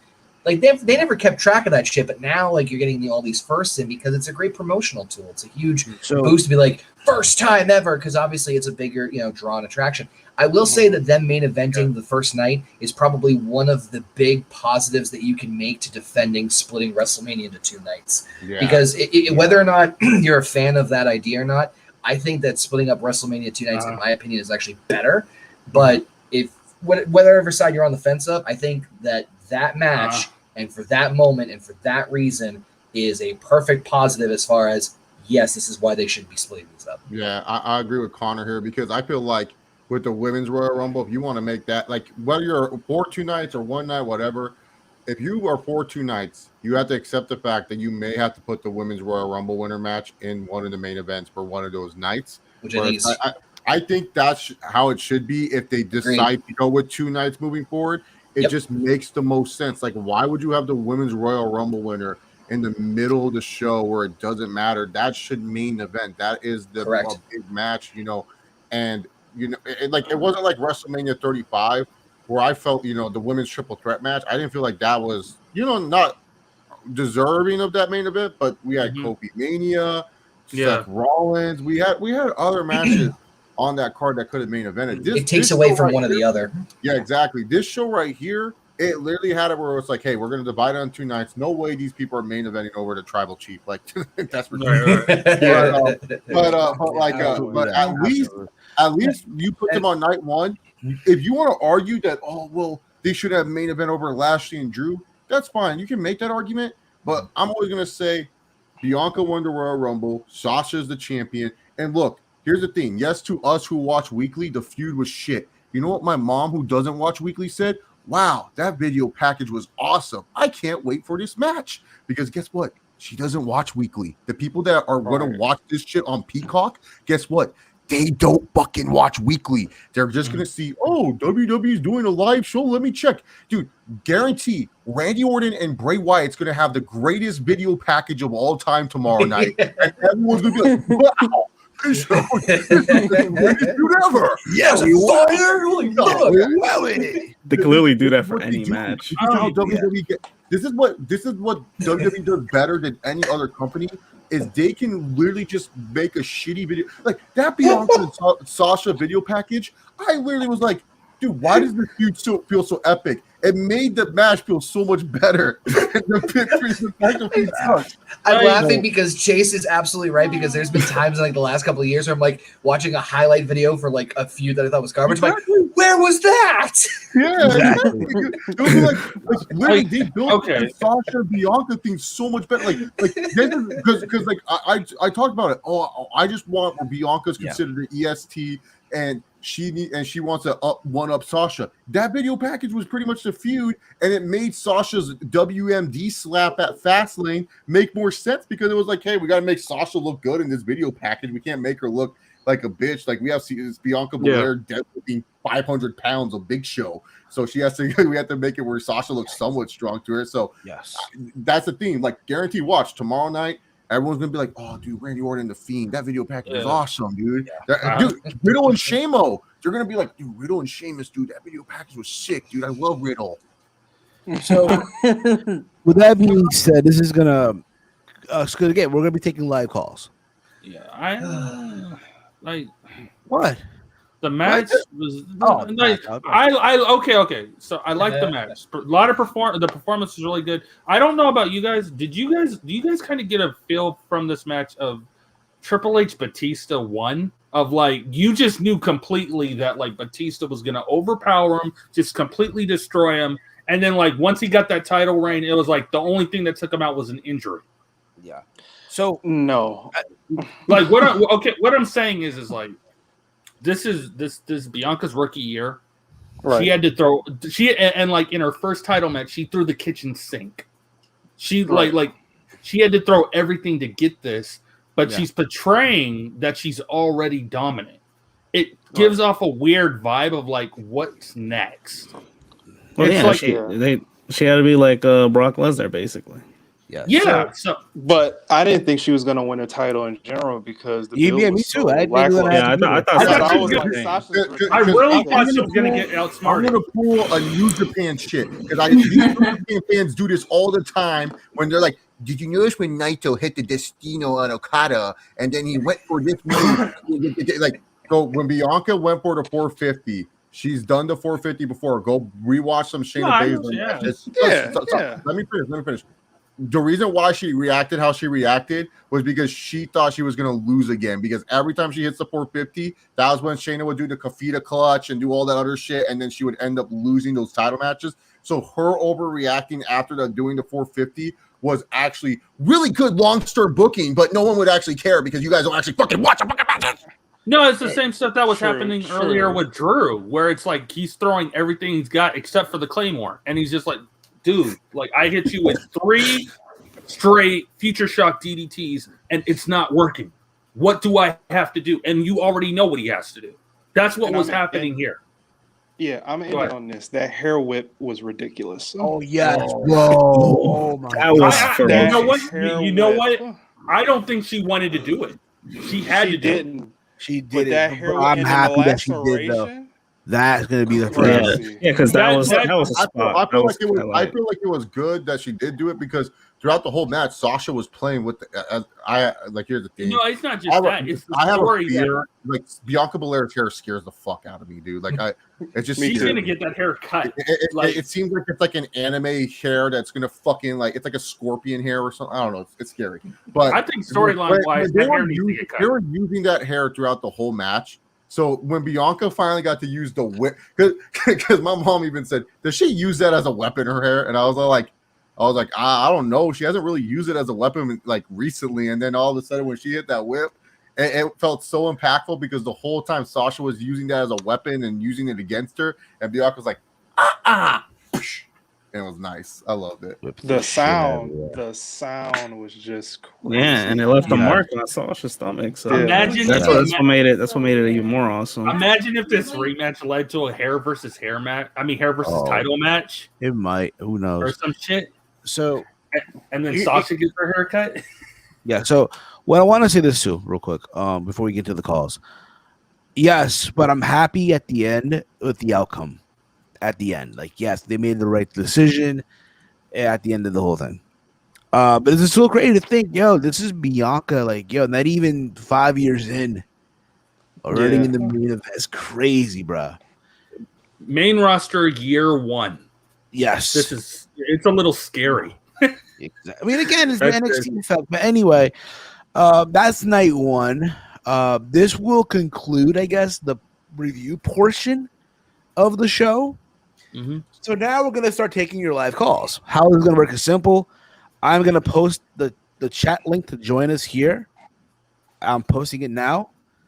So when you click on it, I'm going to view you. Just if you're going to be on, I encourage you guys have some headphones on or AirPods, what have you. I'm not trying to hear echoes.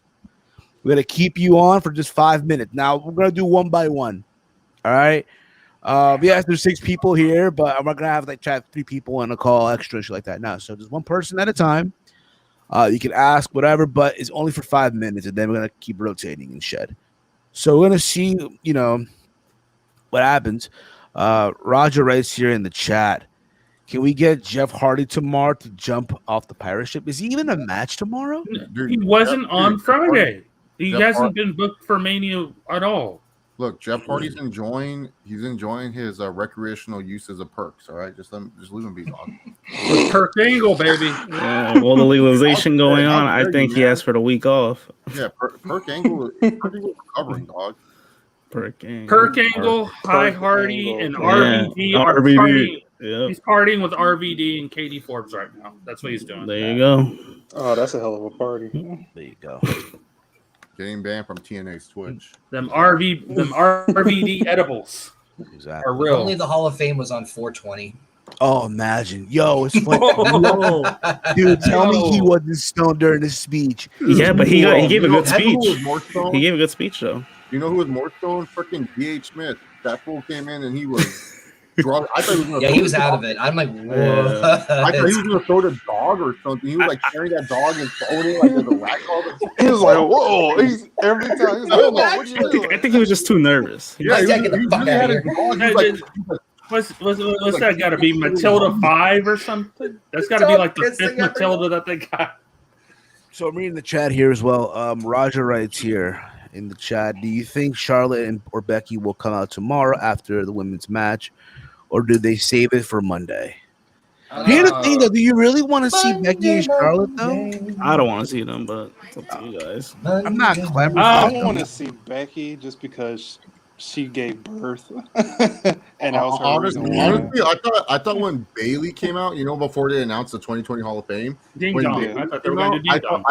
thought Becky was going to come out and beat her up for just like I thought so too. I thought that'd be a great like little that, yeah, like not for her official return. So maybe they got that plan tomorrow. Who knows? Oh well, today. No, Becky's on. Bailey's on SmackDown. So. Honestly, at this point, you're gonna have a return. Save it for Raw and SmackDown. True. I was Bizzo writes here in the chat. He was actually at the show. I was waiting for Brock to come out after Bobby retained. That wasn't gonna happen. That's gonna be. That's a Monday. That's a Monday. Especially as the opener for Mania, that wasn't gonna happen. Becky will attack Asuka by Gavin Knotts. No. I don't know about that. I don't know about. I mean, no. If there's gonna be an attack from a return, like let's say Becky comes out tomorrow, gets a massive pop, right? Then come Monday, if someone else is because I hear Ronda's supposed to come too. If anybody's getting laid out, it's gonna be Becky by Ronda. I'm for that. Yeah, guys. By the way, the link is in the link is in the chat. If you guys want to join in, we'll add you to the call. Again, it's 5 minutes per person. So join in. Don't be shy. Some people don't know how to use this, Steven. So give it time. Yeah, exactly. Yeah. Just again, if you this is through StreamYard. I mean, I guess they'll just have to click on it, and from there they gotta just have, I guess, their microphone and their. Yeah, it's a little confusing at first, actually. You have to have a Gmail. Connor, I wanted to ask this question to you. Do you watch Talking Smack? Because no one else, when we do these reviews, seems to watch it. Why would I watch it, though? No, it's worth it. There's some over my mom. There's some gems in there. There's some gems in those moments. I mean, yeah. I'll search it on Twitter next time. Yeah, I mean that's really, yeah. Like a lot of what Paul Heyman does with Apollo, Bianca, and in regards to his feud, any feud with Roman Reigns, like that's all you really need. Like Paul Heyman show, so of course I love it. Boom. I know it was a good moment between Paul Heyman and Edge last Friday. War to God, I thought. No, that was this Monday. I mean, this morning. This morning. That was this morning. Oh, yeah, they did that on Talking Smack right before Mania. Oh, okay. So yeah, swear to God, I thought they were gonna kiss. The way they were looking at each other. I have a question for you guys. We've noticed that the CFO dollar signs songs are going away. Is this finally the time that Tribal Chief gets a new song? Because we saw Seth. He did say that was eventually something that was going to happen. Yeah. Do you think Tribal Chief gets a new song? Roman Reigns. I would hope so. I think he deserves an entrance, his own special entrance. I think he'll probably do. Like but you know what I'm saying is, it's like when Errol Spence fought Mikey Garcia. Mm-hmm. He had an entrance. What you do for the Tribal Chief? What you do for the Tribal Chief? You bring out both Usos first. You let them do a Sema Tao, and then a tribal version of his current theme. You know, bum bum bum bum bum bum bum bum bum bum bum bum bum bum bum bum. You know, you kind of remix like I didn't like Seth Rollins' theme tonight. It sounded like some kid was making a Sephiroth track. He's like, all you have to do is my remix of Sephiroth. No, have him come out to "You're Welcome." Yeah, it was. Seth Rollins' theme. He had another jobber theme tonight.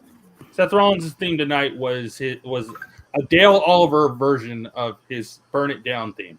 It was I really liked the Rising one. That theme song was a banger, dude. Why'd they get rid of that, man? Like, burn it up. He's not the Messiah anymore. I'll tell you what we're gonna do then. Let's read what people had to say on Twitter, shall we? Okay. I have the hashtag up already. Hashtag take it to the tweets. No, hashtag WrestleMania. I have it here on the screen. Oh God! I'm gonna do the traditional screen share here real quick. Let's see here. Share. By the way, guys, Sasha is now 0-6 at WrestleMania, which is why I thought she was going to win. I've seen your tweet, bro. Like, there it is, bro. Look, reading the tweets here, people. 0-6. Oh my God! Look at that, yeah. Look at the crowd. Play the game. That crowd, I know, man. 0-6. That's sad. Well, there goes our channel now. By the way, can I just say that it looks so great to have the crowd in the arena? Like, just it really helped make the show look so different. Oh, that's what I was gonna say. Did you guys like how they set it up where they like made it where it was like half the arena? So they used half the stadium. I thought it would look nice because it literally looked like they were in a small arena, but they weren't really in a small arena. They put a lot of thought into like the way they set that up. By the way, that is probably one of the most gorgeous WrestleMania stages I've seen in a long time. Dude. That is one of my favorite ones. Wish we had that in 32, bastards. You know, I loved it, but I felt so bad that like Kairi saying, you know, she's gone. Well, she could have stayed, dog. She could have just said, I know. She missed her husband. She missed her husband, and that's understandable. That would have been so perfect. I'm right here. The Pirate Princess. Yeah, she's married, bro. Yeah, well, she got secret. It was like random, dude. She got. Is it her or Io who's married to Evil? No, Io dating Evo. Evil. No, yeah. It was like a random tweet. Kairi Sane literally just tweeted like her an address, and then it was in Japanese, and it said, "Oh, I got married today." I was like, and WWE's like, "The fuck."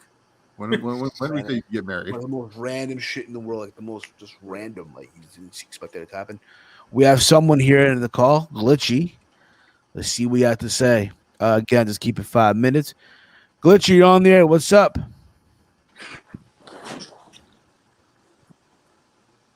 Hey, yo, Glitchy, you there? Yo. Yo, what's up, man? Oh, he hung up. He hung up. He probably just wanted to say yo. Yo. All right, yo. It is what it is. Click. Hey, yo. Yeah. Dude, Scott Hall looked bad, dude. Oh, You think so? I mean, he just looks old.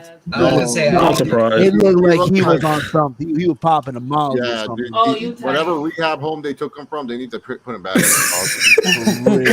Well, it's a Florida rehab, almost likely. Oh yeah, most likely. Well, that's a revolving door then. Dude, Like one of those, like, Kevin Nash looked good. We have Gavin Knott in the here for all the way from the UK. Gavin, good morning. Or good afternoon. What time is it over there right now? There's no morning there. That was nice though. Speak up, Gavin. Check your audio. Yeah, this shit's confusing. So I mean, I don't blame. So just make sure your audio is connected. Walter. Just make sure that the settings. What's it called? Only Walter will appreciate this. Oh, Big Mike's in here too. I hit on a size 10 for the Toro Bravos. Size 10. There you go. Cool. That's not my size. I got it for a friend. Nice. Gavin, do you hear? Oh, shit. I passed on them. You know what? I want to just get this out real quick. I want to get this trending on Twitter. Hashtag free Marky D. Okay, Marky D 123 of YouTube. YouTube took they took down his account. Oh, damn. He's like he's a YouTuber who covers like old horrible TNA content. He like bashes the shit out of it hilariously. Marky, you know what? I think I heard of him. I think for the Dorkmania review, should I do a reaction? Marky D. Can I do He's that? the Hawk. Marky D. He does the Hawk. Steven, as long as you know a pigeon with Hulk Hogan's head. Wait, does he have his channel still? Oh, okay, hold on. I think I found it. I ain't doing it now. It's over. I ain't doing that.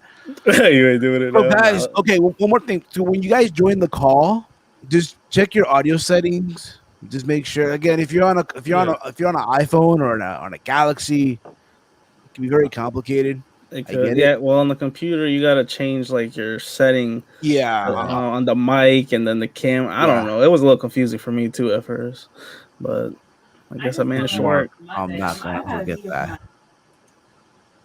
There you go. What was I going to say? But yeah, I mean, overall, solid show. Good show. Yeah. Good show, man. The wrestling was great, man. Now I'm waiting for night 2. Another 3-4 hours. Okay, I want to ask this about what? 7. 7 what? Out of 10 for WrestleMania. We broke. Out of 10. One of yours? I give it 8 too. Yeah, I give it an 8. I'm on the 8 train. You know, I'll go in the middle 7. I'll go in the middle like 7.5 because I'm a dick like that. So yeah. I mean, there was 2 unnecessary matches. So. Yeah, no, seriously. You're gonna have those though at Mania. I mean, like, yeah. You know what I mean? We don't need Care Bear cheating and freaking so bad. The best in the world, dude. Like he literally comes out there and he helps us out. And we have Glitchy here. Glitchy, what's up, bro? Glitchy, you there? Damn, this shit again. He's glitching. I don't have my. Now you? Okay. Okay. All right. Alrighty. Man, I tried. Let me tell you about this live I shared you one video. What? You're. That's the part. Yeah. You out of the stream, bro. Yeah. Glitchy. You kicked them out, bro. I can't hear him, bro. What the fuck do you want me to do? Like, what do you want me to do? Yeah, I mean, bro, it takes a while to figure it. It takes a while, bro. Try one more time. Try one more time. He's back. Are you there, Glitchy? Glitchy. So Glitchy. Glitchy, when you're on your theme, hit your 3 dots, bud, and then go ahead and do what's it called? Check your theme. Go to the settings tab for your cam and mic. Figure out what your audio is, man. Make sure your speaker is on the default, or your mic is what your mic is. Yeah. Yeah. Just add Gavin, and then there you go. Gavin Knotts, all the way from the UK. Are you there, Gavin? No, not this again. Not this again. But he got his camera working at least. But... So Gavin, hit the gear. Go to your audio. Make sure your speaker is whatever speaker you want it to come out from, and your mic is whatever it comes on to, because it sets you into the default of your internal speaker. StreamYard Messiah over here, guys. Just follow me. I see the vision. No, I have that good theme, though. Oh, Chase, Gavin. Oh boy. I don't think it seems to. Stop bringing Glitchy.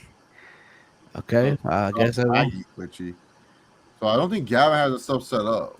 I don't know. It happens though. Listen, man. I know this is new. This is not Skype, but it is what it is. You know, I like the good old days of Skype. I know, right? Skype hotline. You know what's crazy though? I found a way where I can use StreamYards into OBS. Yeah. Really? Yeah, through is a virtual camera, but it's only it only worked though if it's only me doing a solo. Unless I can add your cameras in too. Oh no, Steven, you can. Oh, then even better. Then maybe next week. Hey, we'll do a test, Steven. Because I think the most. I don't think you can do 6 of us, but you could at least do 2 or 3 for like around the point. Gavin, you there? I don't hear you, brother. If you hear me, put your thumb up. I guess not. He said, "I'm out." Hey, taking it to the streets gone wrong, featuring Heel Steven. Yeah, you know, but again, but you can see though, I'm trying though. You know what I mean? Yeah, man, you're being on the stream. You know, it is what it is. Yeah. No, all right, Glitchy, you're back again, Glitchy. What is going on, round 3? Glitchy? Third time's a charm. Round 3, Glitchy. Round 5, man. Yo, hello. Oh, Yo, there we go. Yay! Glitchy, what's going on, brother? Where are you from? Scotland. Scotland, okay. Oh, shit. You're a soldier, my brother. You are a soldier. Let me tell you, man. You actually stayed up 6:30 in the morning. At 6:30 over there. Jesus Christ. Bless you, brother. Bless you. So, man, let me ask you, man, what were your thoughts overall on WrestleMania? We're at to call it Dorkmania Night 1. Your overall thoughts, my man. Honestly, a great show, great first night. Fair, bro. If I were to pick, what was your match of the night? What was your match of the night, Glitchy? Match of the night. I know, bro. I know. He's trying not to be biased. That's what it is. Hey, if you choose the ROH title match, I'm not gonna be mad at you, Glitchy. The match just got better as the show has gone on. Wait, you did not say the steel cage match was good. You think He's going around. No, don't make Chase go to Scotland. Don't make Chase go to Scotland. Oh no, I actually enjoyed that steel cage match. Fair enough. Hey, listen, there's nothing wrong with that. You know that match should have its moments. You realize that Care Bear to Train cheated. Like you do realize that, right? WrestleMania moment. What moment? I forgot about it already, dude. Like all I remember was that Shane sacrificed his body for my entertainment, and it was sad. I was crying, dude. I was crying, honestly. Like I honestly I went to the bathroom after that match, and I was just depressed, and then I was just thinking about like, why am I living if the best in the world can't be the best in the world? And then all of a sudden I heard Bad Bunny's theme music, and I felt better again. So he saved my life. Absolutely. Are you looking forward Glitchy to night 2, by the way, brother? What match are you looking forward to? Yes. What you looking forward to for night 2, my man? The main event, of course. Main event? Fair enough. Gavin, I hear you. I will add you once we're done with Glitchy. I'll add you. So all right, Glitchy. If you could book the next 2 WrestleMania main events, the Texas main event and the Hollywood main event, what would be your 2 main events? It doesn't matter what it is, as long as Care Bear's not featured. I'll like him, but if he is featured, I guess that's your favorite taste. Care Bear being Braun Strowman. Who? In case Glitchy doesn't know. Hey, listen. Everyone should know his name is Care Bear, dog. First time listener, first time caller. Hey, listen, doesn't know who Glitchy is. So, can I just pick a wrestler to be a certain champion? Yeah. Oh yeah. I'm asking for your personal main events. Like they can be women's matches. If you want to do night 1, night 2 type of thing, you can. But for WrestleMania 38 and 39, what would be your 2 matches? They can be Outlaw Mike Show too, whatever you want. Whatever you want, man. Shinsuke's Intercontinental Champion main event. Okay. Well, who is he facing though? To be probably my main event would be Sorry. Shinsuke and Cesaro, night 1, probably. Okay. Intercontinental Championship, and night 2, probably Roman again in the title picture. Maybe this time after Edge again. Okay. Fair enough, brother. Fair enough. And what's your overall thoughts on seeing the crowd again for the first time in over a year, a month, and a day? It's actually very good for me because I only got into wrestling just after WrestleMania last year. Oh wow! Wow! We have a pandemic era fan. Pandemic era fan, bro. You are. Wow! I've always seen it pop up. I always heard from people like these people are not watching wrestling anymore. Did you have prior experience with wrestling beforehand? Did you watch anything else beforehand, or was it just your first time?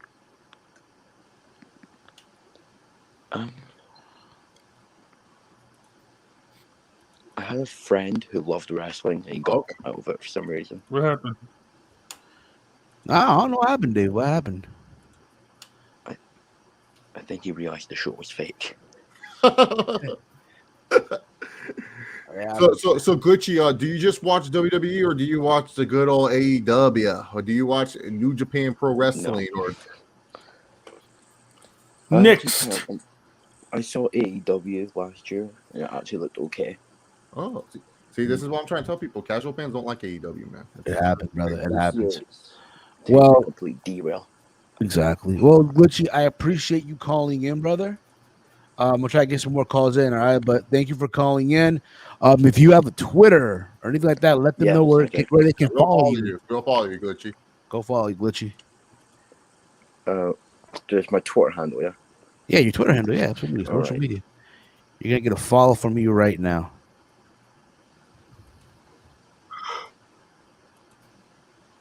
Take your time, brother. Take your time. Take your time, guys. Again, listen, it's 2 a.m. It's about to be 2 a.m. over here. It is what it is. It's WrestleMania weekend, all right, guys? I gotta go to work tomorrow, bro. I'm off tomorrow. Yeah, I requested the night off. I requested the 2 days off. I requested it too. I was like, Glitchy, you there, brother? Yeah. Glitchy. Who do you think is opening? Oh, tomorrow? he posted in the chat thingy. Oh, did he really? All right. You can follow him at bb.glitchy on Twitter. Glitchy. Glitchy. Hey, here we go. I got you. You got a follow from me. There you go. We got it. I got you right here. BB Glitchy, man. Well, Glitchy, I appreciate you calling in, brother. Hopefully, again, you're just a soldier, bro. You've been staying up. I guarantee you're just ready to knock and you just hung up. That's fine. But I can just imagine, bro, you're exhausted right now, dude. That just shows commitment right there, bro. Just staying up. Imagine again. Imagine them, in the UK or in Japan. The only time we'll complain is Wrestle Kingdom. That's happened live, dog. I just watched that on the replay. That too, but still. Yeah, you watch that at 4 a.m. Yeah, man, get that experience. I ain't watching. What is that? Who's that guy? Nipslip. That happened. What happened? Let me see. What is it? Oh, wait a minute, Seth. Dana Brooke had a nip slip. Oh, ew, Dana Brooke. No thanks, dog. Whoa! Put it away, Dave. Put it away. Yeah, that's not YouTube friendly. There you Come on, go. Sean, you gonna Stop if you want me it. to. Stop it. Okay, listen, I'm gonna use the bathroom real quick. I'll be right back. All right, guys, just talk away. All right. So anyways, Who do you guys anyways, think? guys, we should all talk about Connor and his newest venture. Connor, I want to hear your newest venture that you've been doing, your new podcast and everything. Yeah. Share the people what you've been up to, man, besides talking about professional Haven't wrestling. you been twitching? You've been twitching. I mean, sometimes, you know. Yeah, so I've been doing a couple things. I got about three or four things going on at once, just trying new things, trying new ventures, and trying new content out. So big one is Twitch. I've been playing a lot of games on Twitch, a lot of different variety games. I've been playing like Gears of War, Call of Duty, Cuphead, Jesus Christ, Cuphead, and also just Five Nights at Freddy's. I've been playing all the Five Nights at Freddy's games, which in the dark with the light I would on. like to support you, but those games scare me too much. Man. Dude, the first three were not bad. The fourth one, which is what I'm playing now, I almost had a heart attack. I actually came off of a stream and then came on here. I've also got a new podcast called the World of Fandom Podcast. It's with my friend Andrew, who I've known since like high school. And we basically talk about anything pop culture that would be considered like geeky, nerdy, whatever. We talk about like TVs, movies, comics, trailers, video games. We also talk wrestling. So there's a bunch of different categories that we talk about there too. And then if you really want me to be in the wrestling stuff, I actually started doing my own version of WCW Nitro through 2K19 over on my YouTube channel. So that's every Monday night at 6 p.m. Eastern. So yeah, it's I'm just trying to keep busy. Yeah, I'm gonna say this too. Like, you know, me and Sack were part of the call community, or still are, what have you. I ain't gonna lie. I wish Connor you were around for that stuff, bro. Well, you tried to get me in there, and I tried to. Yeah, we tried to get you in the COH at one time, and then it just never. It just never. R.I.P. It's already. Yeah, we were trying to get you guys on. We tried to get you on, but again, it's one of those things. Again, you would have felt like a glove. What? You know what I'm saying? What do you guys think is starting tomorrow? Like the opening match? Listen, I said this off the air. Mm-hmm. Listen, today the WWE title opened the show, so I think tomorrow you have Rhea and Asuka open the show. I was gonna say Rhea and Asuka. I think it's gonna be the U.S. title. Yeah, that was my second match, the Shamo versus Riddle, because that's gonna be a banner, dog. I don't know why do people hate Riddle? Well, I think because and this is just my opinion, I think the allure of the Hi guy. Of like the bro guy is like kind of wearing off. Oh, that's my guess. Oh, okay. So like, I think I know where you're going, and it's the thing of like, Rob Van Dam gave up a vibe of like you knew he was high, but it's like he was at least still. He was still able to be around. Like he was acceptable to be around. Matt Riddle is like a guy who isn't high, acting high, and that's a problem. Like if he was around you, you'd be like, nigga, like, sorry about that. He'd just be like, dude, stop it. You're not high. Yeah, you're douchey high. You're not really high. Or like you're smoking weak tree, but you're acting like it's the strongest stuff in the world.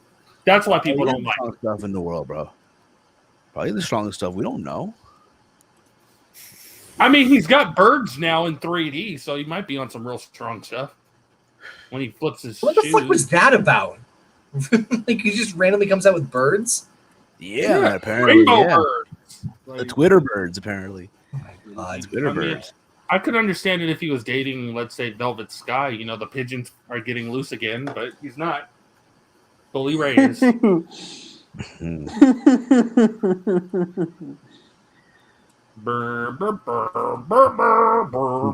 to Rob Van Dam Hall of Fame. That was wonderful. Yeah, can we see RVD tomorrow? I hope so, man. Listen, I hope he gets one of a god. I hope Kane's the headliner, no? Oh no, because I think Xbox said he wants to come back. I don't know why. Man, I'm sure. Listen, I'm sure Twisted Tony will hire him, bro. I'm sure Twisted Tony Khan will. No problem. We got to get the return of the X Factor. My whole section let him team out. I believe it. Two people sitting here. Let's see. Get rid with the X Factor. Yeah. I got everything I ever want. Money to dive in my time. And I know you love it. X Factor. Such a good song. Yeah, it really, really was. I think it was like the prelude to like what Mike Bennett's theme song was in WWE. And it was like an early. I want a mashup of his Miracle theme and the Greatest Love There Ever Was. Like, you guys remember it? You know, like a mashup of the two themes, his Impact theme. You better call your boy. You better go call your boy then. No, because I'm still waiting on my boy to do a mashup of Io Shirai and God. Because to me, that's like fire right there. Yeah, Steven, check your DMs, bro. Let's see this real quick. Check your DMs, huh? Okay, nothing there. So, I know this is off topic, but is everybody tired of people holding two belts at the same time? Yeah, no. Like, you know, Will Ospreay's double champ. Wait, what? It depends on what other title did he win other than the IWGP? He has the Rev Pro title, which is like New Japan. Oh, nobody cares about that. Yeah, it's not that big of a deal. It's like New Japan's had a partnership with Rev Pro for like ever, and so it's like one of those things where he's just been like it's kind of like just a way. Like Sabre Jr. also was like Rev Pro champion at one point. It's just a way to like make the British people look good without having to like force a belt on them. You know, It's like if freaking it's like if Brian Cage won the AEW title right now, he'd be holding that in the FTW. But I'm just getting tired of people holding two belts at once. Well, you tell me you don't like Will Ospreay holding two titles right now? He's the Rev Pro. I'm happy for him, but I'm like, dude, like you can be a multiple champion, and I mean they're already pushing Kenny to be the belt collector. You know, like what is that? Yeah. By the way, there's nothing too. By the way, hi, Hardcore Justice. Hi, I know you happened today. Did it really? Oh yeah, I forgot. I mean, here's the thing. Hardcore Justice. So here's the thing. Yes, for Impact tape. To the bottom and What the fuck was that, bro? That was someone hating on Hardcore Justice. I guess, but I don't think it's a hate. I mean, listen. I'm joking. I know. To me, listen. You know, and again, and here's the thing. I get it. They're taped. The show was taped. Technically, they weren't there. It was happening. But listen, I'm going to say this right now. You have to be an asshole if you're a promoter running a show during WrestleMania head-to-head. It would have been better aired yesterday. No, but think about that, though. Think about that. Why would you? Yeah, but there's like I think GCW like booked shows during WrestleMania as it was happening, or IWC. Dude, all these companies sound so fucking terrible, dog. Tell me about it. What? GCW, ICW, like the fuck, dude. Did you guys think of cool names? Like at least Evolve, they just call themselves Evolve, or MLW calls themselves like Major League Wrestling, and AEW calls themselves the Elite. Like, okay, God, GC, what's GCW stand for? Genocidal Game Changer Wrestling. What game are they changing? They're definitely not making me watch. Are you a fan of the name Frankie? Because I don't like it. I don't like that Talia Valkyrie is about to be called Frankie. I don't hate Frankie Monet or something. I don't hate it. Yeah. Here's why. You see, she's learning from EC3, and I guess someone like Sean or LA Knight. Yeah, where if they were to go in there, because they have the rights to their name and all that stuff, right? Mm-hmm. They don't want to own it. So let's say she hits the fan, which it might. You never know. She might hit the fan, and the next thing you know, hey, if they're on the way out, they can go back to that name without, going through bullshit. Let's see here. Yeah, okay. And that's Tuesday, where her debut. Yeah, it's this Tuesday coming up. Which is the first NXT on. There's nothing to. Original night. So that's crazy. Like, yo, Yeah, but I mean, it was back on the sci-fi days, dude. Back on the sci-fi. Remember that? Remember the sci-fi days? Oh my god! And we have all the way in the UK, Gavin. Hopefully, you can hear me now. Do you hear me, Gavin? Yeah, I can hear you.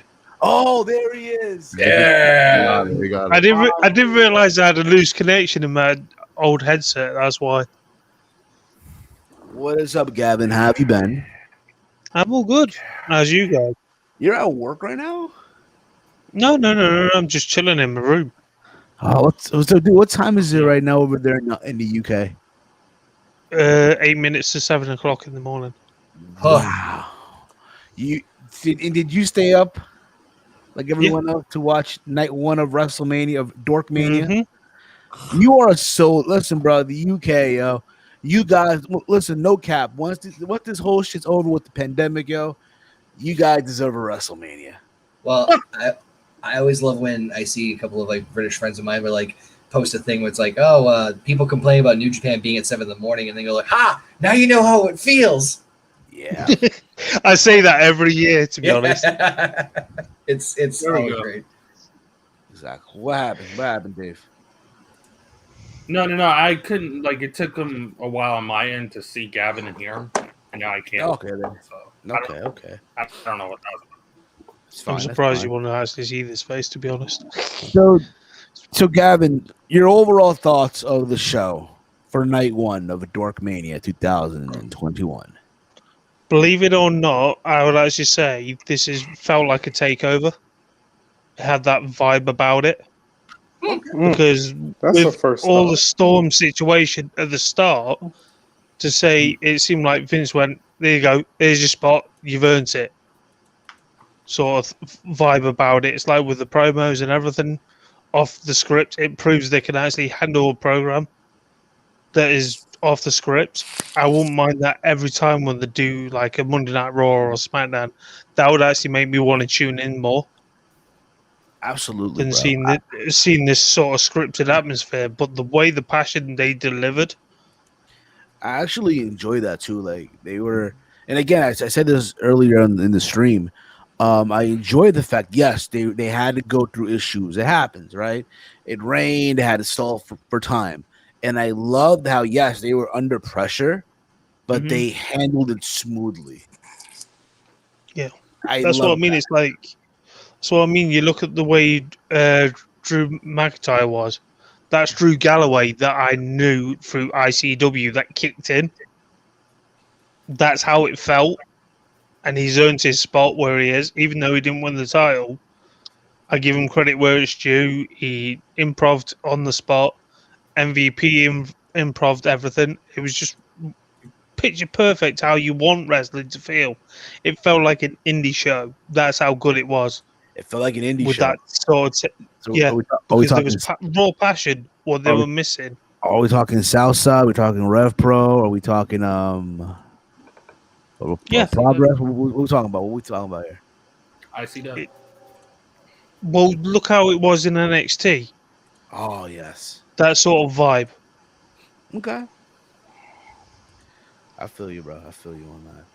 And your thoughts on, I guess, the main event, and what are you expecting tomorrow, heading into night 2 of WrestleMania?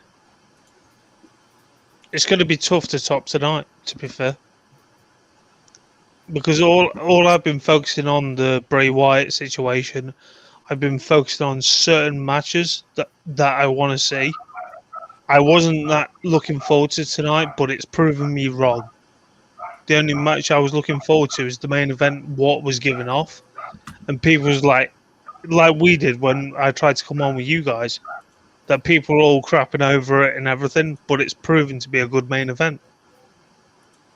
Fair enough. People are crapping on the women's match? What happened? Wait, people are crapping on the women's match? Before it was even basically went ahead. People said, "Oh God, this is closing night 1." Like the build up, if you will, the build up. Oh yeah, no, dude. Like I said, they just have to play the video package. We good, dog. Dude, look, these pay-per-view, like wrestling fans, you hardcore fans, it's not meant for you guys. They're meant for casual fans like my mom, my girlfriend, people who don't watch wrestling on a weekly basis, that's what these pay-per-views are for. You got to understand that. So, like, yes, the build-up was bad, but don't tell me that you did not get excited for that video package, and do not tell me you didn't get emotional when Bianca won. So it's just stop, man. Like, you guys are gonna love Orton versus the Fiend. You guys are gonna be like, oh my god, that video package is so good. You're gonna love it, dude. Yeah, I'm guilty of that already. I already know me that. too. And again, we're still doing this again. It's about to be 2 a.m. WrestleMania week. I'm excited. I know, again, some of us have work, some of us got stuff to do. But here's the thing, I'm just excited overall. Again, just the idea, the fact that we saw people in the building, it felt real. You know what I mean? For the first time in a year, a month, in a day, or now 2 days now, right? Because it's officially Sunday now. And like I said before, yes, we're all going through this. It's a difficult time. I want to hope that this is like the. We're almost there. Yeah. You know what I mean? We're almost there. Because I ain't gonna lie to you, I'm dying to go to a wrestling show. You have no fucking clue. I went to Wrestle Pro this past June. It was outdoors though. It was an outdoor show, right? It didn't feel right. It felt cool to be there. It felt cool to be there. There's people there, right? Distance as hell with the mask on, right? But it just didn't feel the same. You get what I'm saying? Like, well, yeah. Besides the mask wearing, but it just didn't feel like we're there almost. You know what I mean? Another thing too, I'll say, if I'm WWE, I'd consider blocking in stadiums that have a dome going forward. Well, I mean, that's the risk. That's the risk you take. I have a question because you guys did go to Dallas, Connor and Steven. You guys had issues with the whole getting your tickets, right? If I remember correctly. You guys missed. Yeah, we did. Like, that's the thing. Like, do you think that might that because like I'm on the argument, so I want to bring this up before we ended. Actually, was like the whole 2-night thing, or we can talk about it tomorrow, whatever you guys prefer. But like, I was gonna ask, like, the whole 2-night thing. Do you think it's sustainable? Because like you guys had bad ticket experiences on just one night of WrestleMania at the Dallas Cowboy Stadium. Do you think like that's sustainable for 2 nights? Like you guys being there, being part of the 100,000 record-breaking crowd that did not boo Roman Reigns. I don't know why people say Roman Reigns got booed. That was kind of ridiculous. No, he got booed out the fucking building. I was gonna say Steven was the only one next to me. I actually remember recording I think you're the only one cheering for Roman. Steven, you part of the Roman army, dude. We've been down since day one-ish. But but you guys were part of that, and I've seen Texas. They had a Rangers and Blue Jays games. Those are baseball teams for the people who don't know. Dude, there was literally like that stadium was filled up to the brim. Do you think it's possible? Dallas Cowboys Stadium, 2 nights in a row, almost like 100,000 people a night. Like that's what I'm asking, because like I just don't think 2 nights is possible. Like I think the 2-night thing ends this year, but I want to hear other people's opinions too, of course. So you're asking if you think that in terms of like the way, in terms of like having enough people to be in there, or like the whole because the ticket should work.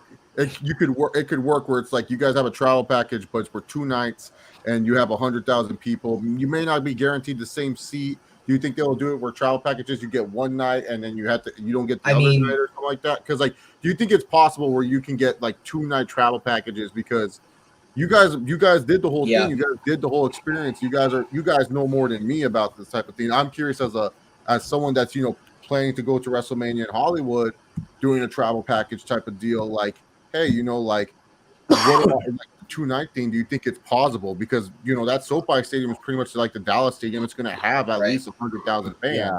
So do you think it's doable with 100,000 fans? What's interesting is that every year since WrestleMania 32, whether I knew I was going or not, I've kept my eye on every travel package that they've done for both WrestleMania, SummerSlam, and then they started doing it for like the Rumble and stuff. Survivor Series too. Right. I'm not kidding you, every single one has gone up in price consecutively. And they sold out quick. It's not that they. I don't think. I'm sure they can modify things and change it up with the 2 nights, but I don't think it's going to be any problem because I thought the same thing. I'm thinking, okay, you're gonna it's gonna inflate, which makes sense, but there's no way. I did a comparison, so we got was it silver, Steven? We got the third from the bottom. I think we got the third from the top. It was very good. It was the gold package. It was the gold. Okay, I can remember. But anyway, it was not the top one, but we were decent. That same price was barely covering the bottom of the barrel for 33, and then there was no way you could even get anything for 34. So by the second year, the cost had gone up so much that it was undoable. So I think they could definitely do it. Plus with the 2 nights, they could they could split the takeovers and stuff. But I mean, they'll I think if they're going to do travel packages again, they could definitely do it because people will pay out the ass. Because I was wondering about the whole 2 night. What if they do it where it's you choose night 1 and then it's just you're oh yeah, you can't go to night 2 or something like that. No, they would probably do because what is it, takeover and what they would just do is they do the same thing they do before. I just did exclude certain things. So I did the Survivor Series travel package for the one that with War Games and the most recent one that came to LA. I did that one, but I just did it for the NXT tickets and the Survivor Series tickets and the Raw and the SmackDown. And I sat in different areas each show. I didn't sit consistently. Yeah, we did too. Okay. Yeah. Do you think that will be an issue for some fans? Because some fans, I don't know, man, they're picky. Well, the way our package worked was that we had, what was it? We did Takeover, Hall of Fame, right, Mania, and Raw, right? Those are the 4 ones. Mm-hmm. So basically, with the exception of Mania, we were in the bleacher seats for every single show. But Mania, we were way down close. We were 12 rows away from the ring.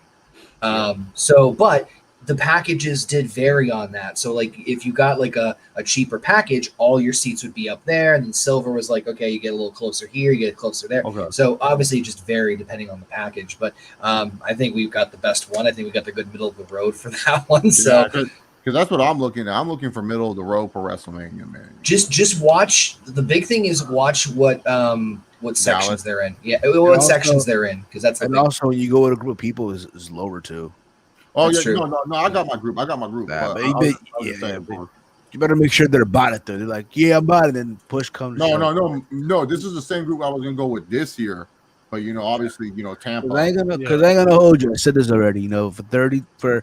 For next year in Dallas, I know I told Walter this, and then that's what everyone also on Twitter. After 35, I'm retired. You know what? I mean? But look into because I used to work. I might consider Dallas. I used to work in property management, so I'm just going to say this. Look into Airbnbs, in advance. As soon as you can find out what dates that they're saying for Mania for next year, start researching. No, I live close enough where I literally live 30 minutes away from the stadium. So, for me, I don't see a point in getting an Airbnb or hotel. No, I'm just saying, when you will know, if you were to travel out of state or whatever. I was just saying. So sometimes the travel packages most of the time do include some form of hotel. No. I know the last ones before the COVID hit that they altered it. Some of them did. You could choose the option. So, for example, I'm sorry, Con, I didn't mean to cut you off. My apologies. No, you're good. So, for example, for 35, me and Walter, we did everything separate. We did everything separate. Mm-hmm. But because obviously, this is in our area, but from the trial packages, they weren't providing no hotel, bus, anything. What they did, they gave everybody tickets for the train and the subway. That's not bad. They gave everybody an MTA card and also tickets for the train station and NJ Transit to get to the stadium. Did you guys get a Becky Lynch NFT card while you were there too? No, I don't think it was popular back then. The other thing, real quick, I just wanted to mention too. Before everything happened, I actually had tickets for SummerSlam weekend. It was going to be in Boston. And what I did was I found out that when they went on sale, I didn't do a travel package because but Ticketmaster was offering a 4-pack deal and I took that, and it was really good. I ended up getting I got refunded, obviously. I had SmackDown, TakeOver, SummerSlam, and Raw all booked, same exact seat, but that was through Ticketmaster. That wasn't WWE. So when it gets closer, start fishing around. There might be some other things like that, because that would, I think, be a perfect deal for you to just do a bundle pack. Because honestly, I'm just gonna be real with you guys. I ain't fucking with no NXT takeover shit, dog. I've done it. It's okay. No. Yeah, I've been to. I think me and Steve have been to way too many takeovers. Bro, listen, dude, you gotta understand something. We went into Takeover New York. Me and him were stoned out of our mind. We were just. I went to. You know, it's crazy, bro. Bro, we saw grown fucking men in tears over Johnny Gargano being. I shit you not. It was awesome, bro. I couldn't believe they were crying over that. And then. Hey, yeah, I want to fucking do Warzone. Who the fuck? No, my girl's playing Call of Duty. You go playing Call of Duty? Playing that Call of Duty. This is what I say. I went to War Games. I literally could not understand what was going on, dude. Like, I just saw Ricochet went up on the cage and he did a flip. And I was like, dude. So when you watch War Games live, you are like, dude, like, what the fuck is going on, dude? There's a lot of shit going on. Yeah, exactly. It's so confusing. Like, honestly, speaking of that,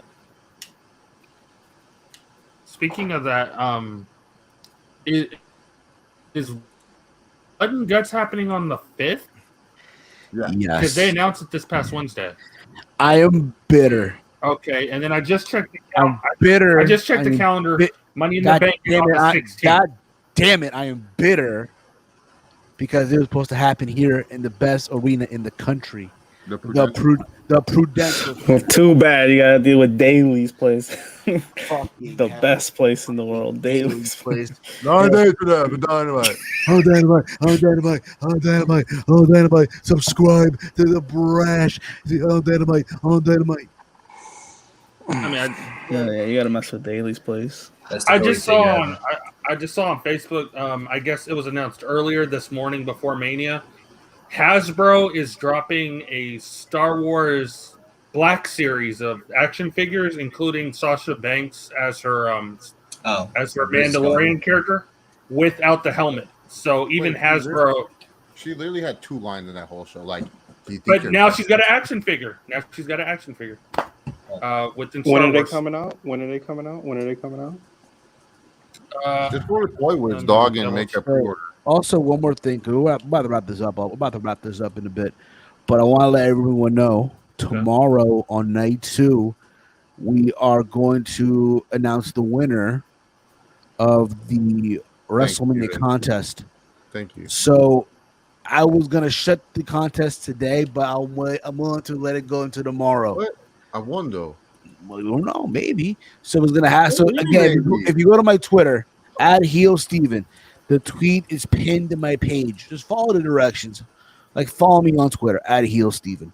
Make sure you like and you retweet the tweet that I'm talking about. And also in the reply section, just put in #DorkMania. And at night 2, during the review, we're going to spin the wheel, make the deal, and you win. Your prize is a t-shirt from WWE Shop by yours truly. That is what we're going to be doing. I see you, Steven. You using the 40% off sale that they got going. Exactly. You already know. It's only a t-shirt. I don't want to hear no one say, "Oh, I want the chalk line shorts. I want the fucking windbreakers." No, bro. Hell no. What am I? Nightmare Family, bro? That fucking. Hey, I'm just gonna let you guys know. The WrestleMania 37 event folding chair is $140. Wow. All they have the WrestleMania shirt. Yes, true. Doing it big. I don't know, Steven, do you remember what happened with us at WrestleMania? Oh, Logan Paul at WrestleMania. I broke the chair that I broke at the hotel. No. I don't know if Steven remembers this, but fun little story. Sorry, Chase, you just reminded me of this. The dude that were next to us, and they right. So we were right in front of the folding chairs. We were the row right before them, which we're like, that fucking sucks. And we were thinking about what if we offered some money to them, but we were fucking flat ass broke. But what happened was people were selling the chairs. I was about to buy the Winged Eagle bell that day, bro. You were like determined. People were like buying the chairs from people in the arena. Here's the problem, though. When they were leaving with the chairs, on the bottom of the chairs, apparently there was a barcode with the ticket information for the seat, and security was checking them to match with the ticket to make sure people weren't stealing the chairs.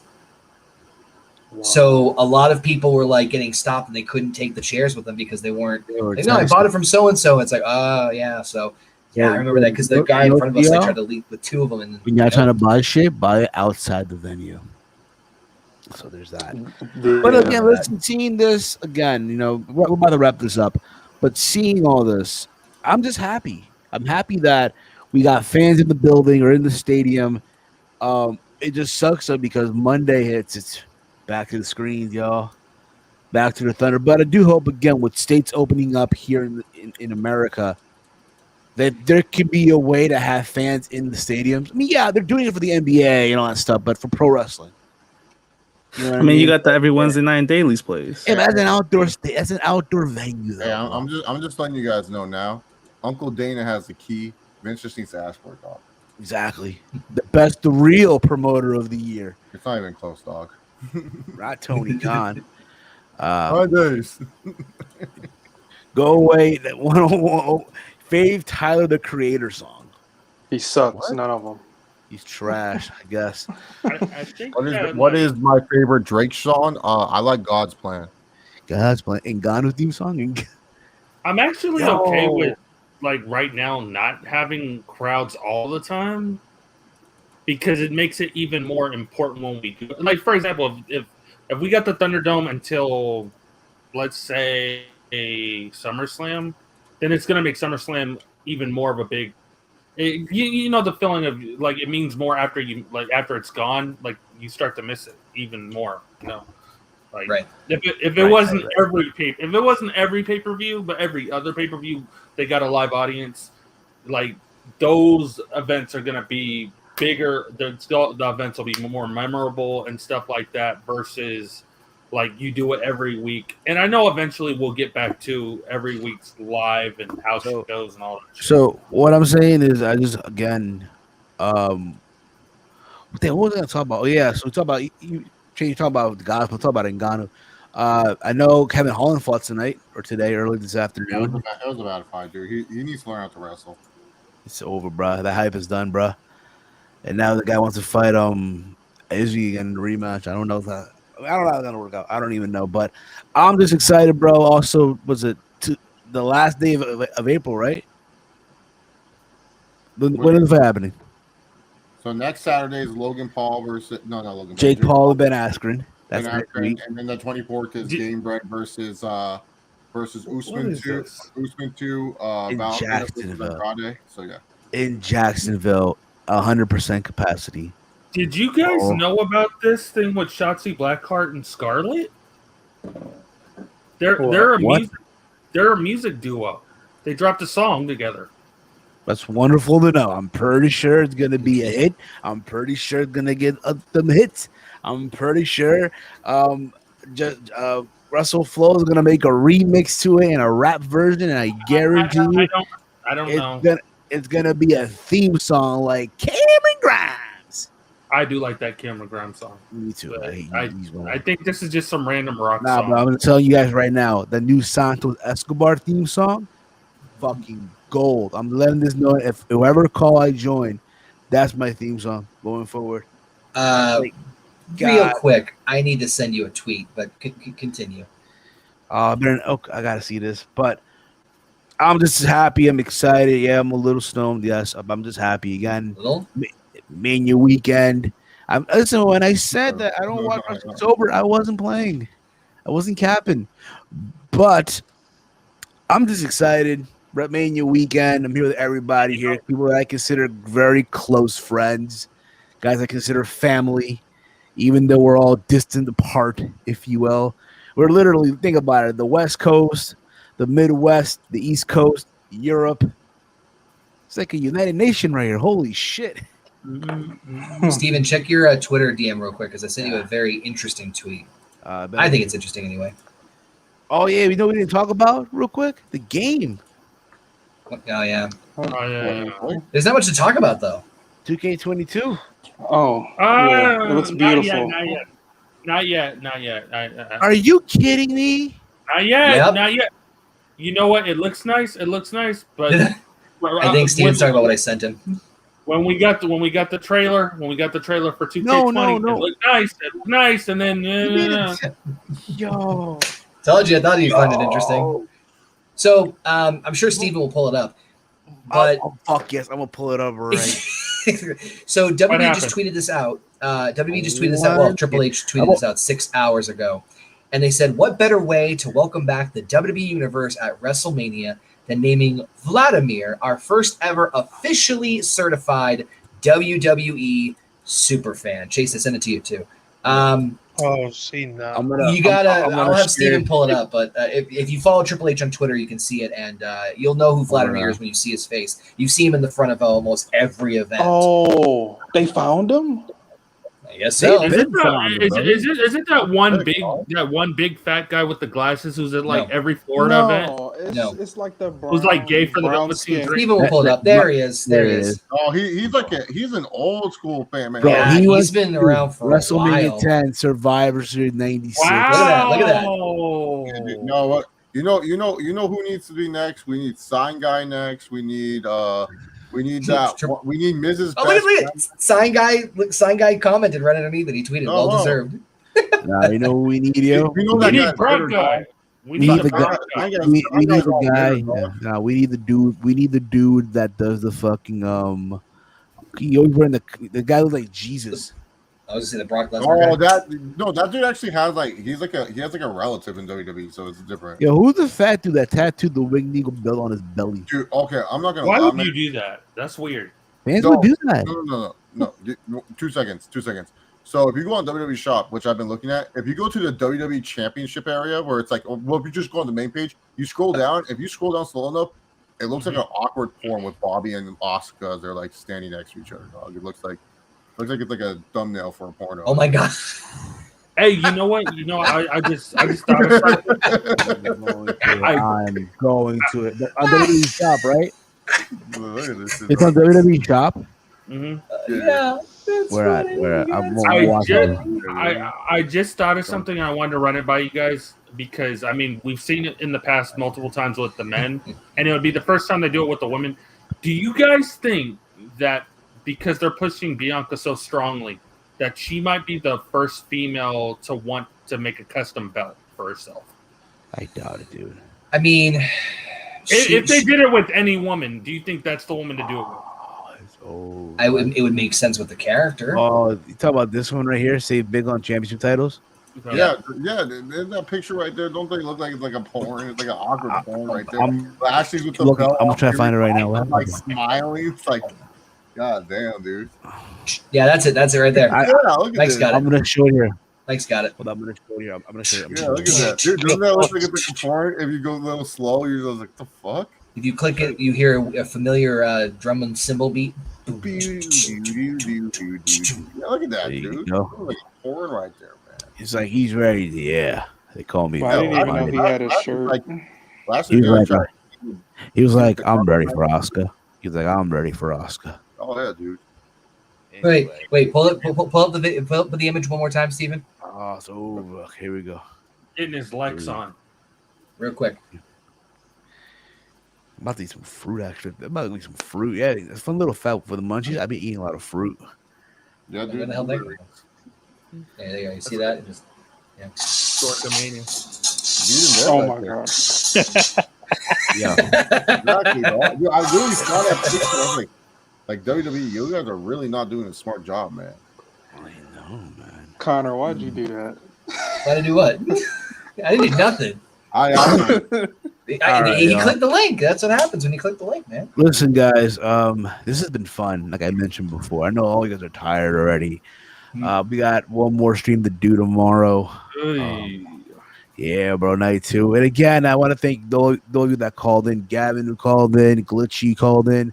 Hopefully, we get more people. Oh my god! What happened to WrestleMania? I don't know. It is what it is. I want to thank Connor also for coming in. It means a lot to me, considering 5 years of the trip. 5 years. Hopefully you can be on for night 2. We'll see what happens. You're more than welcome to come in. Yeah, we'll see. Yeah, we'll see. All you guys, holy shit! Everyone that tuned in the chat, people that are watching on YouTube, but even if you're watching on Twitch as well, you guys are awesome. All that fun hippity hoopla.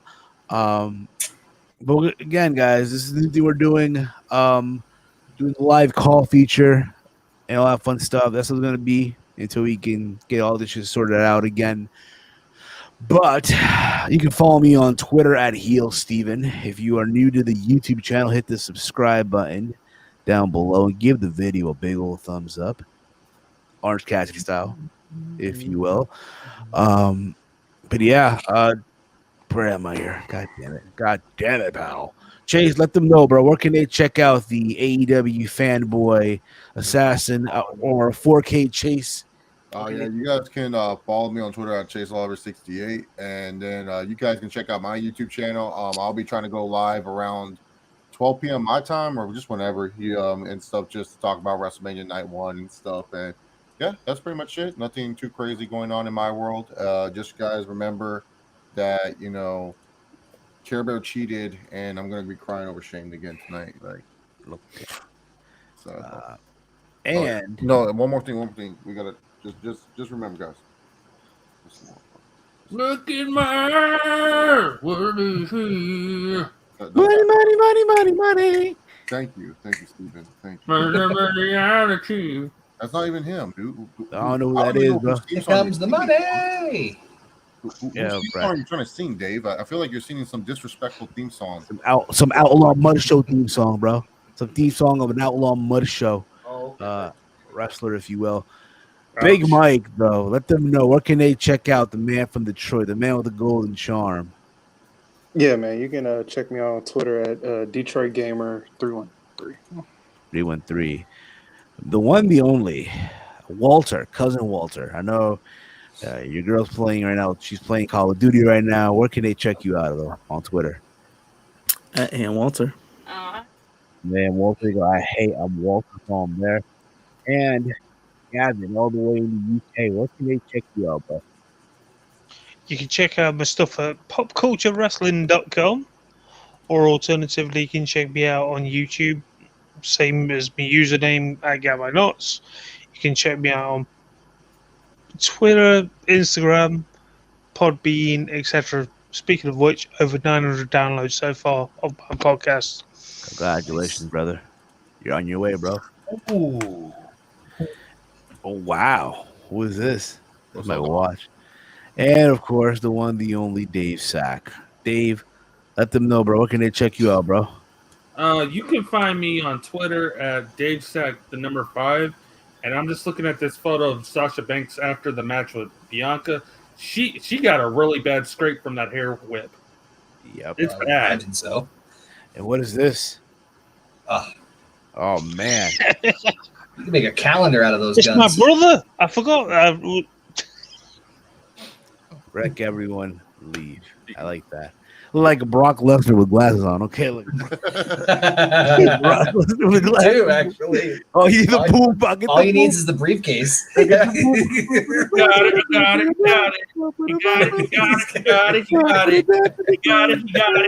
it. Money in the bank. Money in the bank. Running man. You got it. God, it's the best. Oh God, yeah. With that being said, guys, we are out. We'll see you guys tomorrow for night 2. Who's gonna win the WrestleMania prize and all that fun stuff? We are on the road to 2K subscriber. Might do another giveaway once we get to 2K. But anyway, guys, thank you all for tuning in. This has been Around the Point. This has been your Dork Mania live review plus calls and all that stuff. Hopefully, you guys get more people to call in tomorrow. And with that being said, we're tired. We're hungry. Tired, but yeah, we're out. We'll see you all tomorrow or later today for Dork Mania Night 2. Good night, everyone. Adios. Panea Rabiata.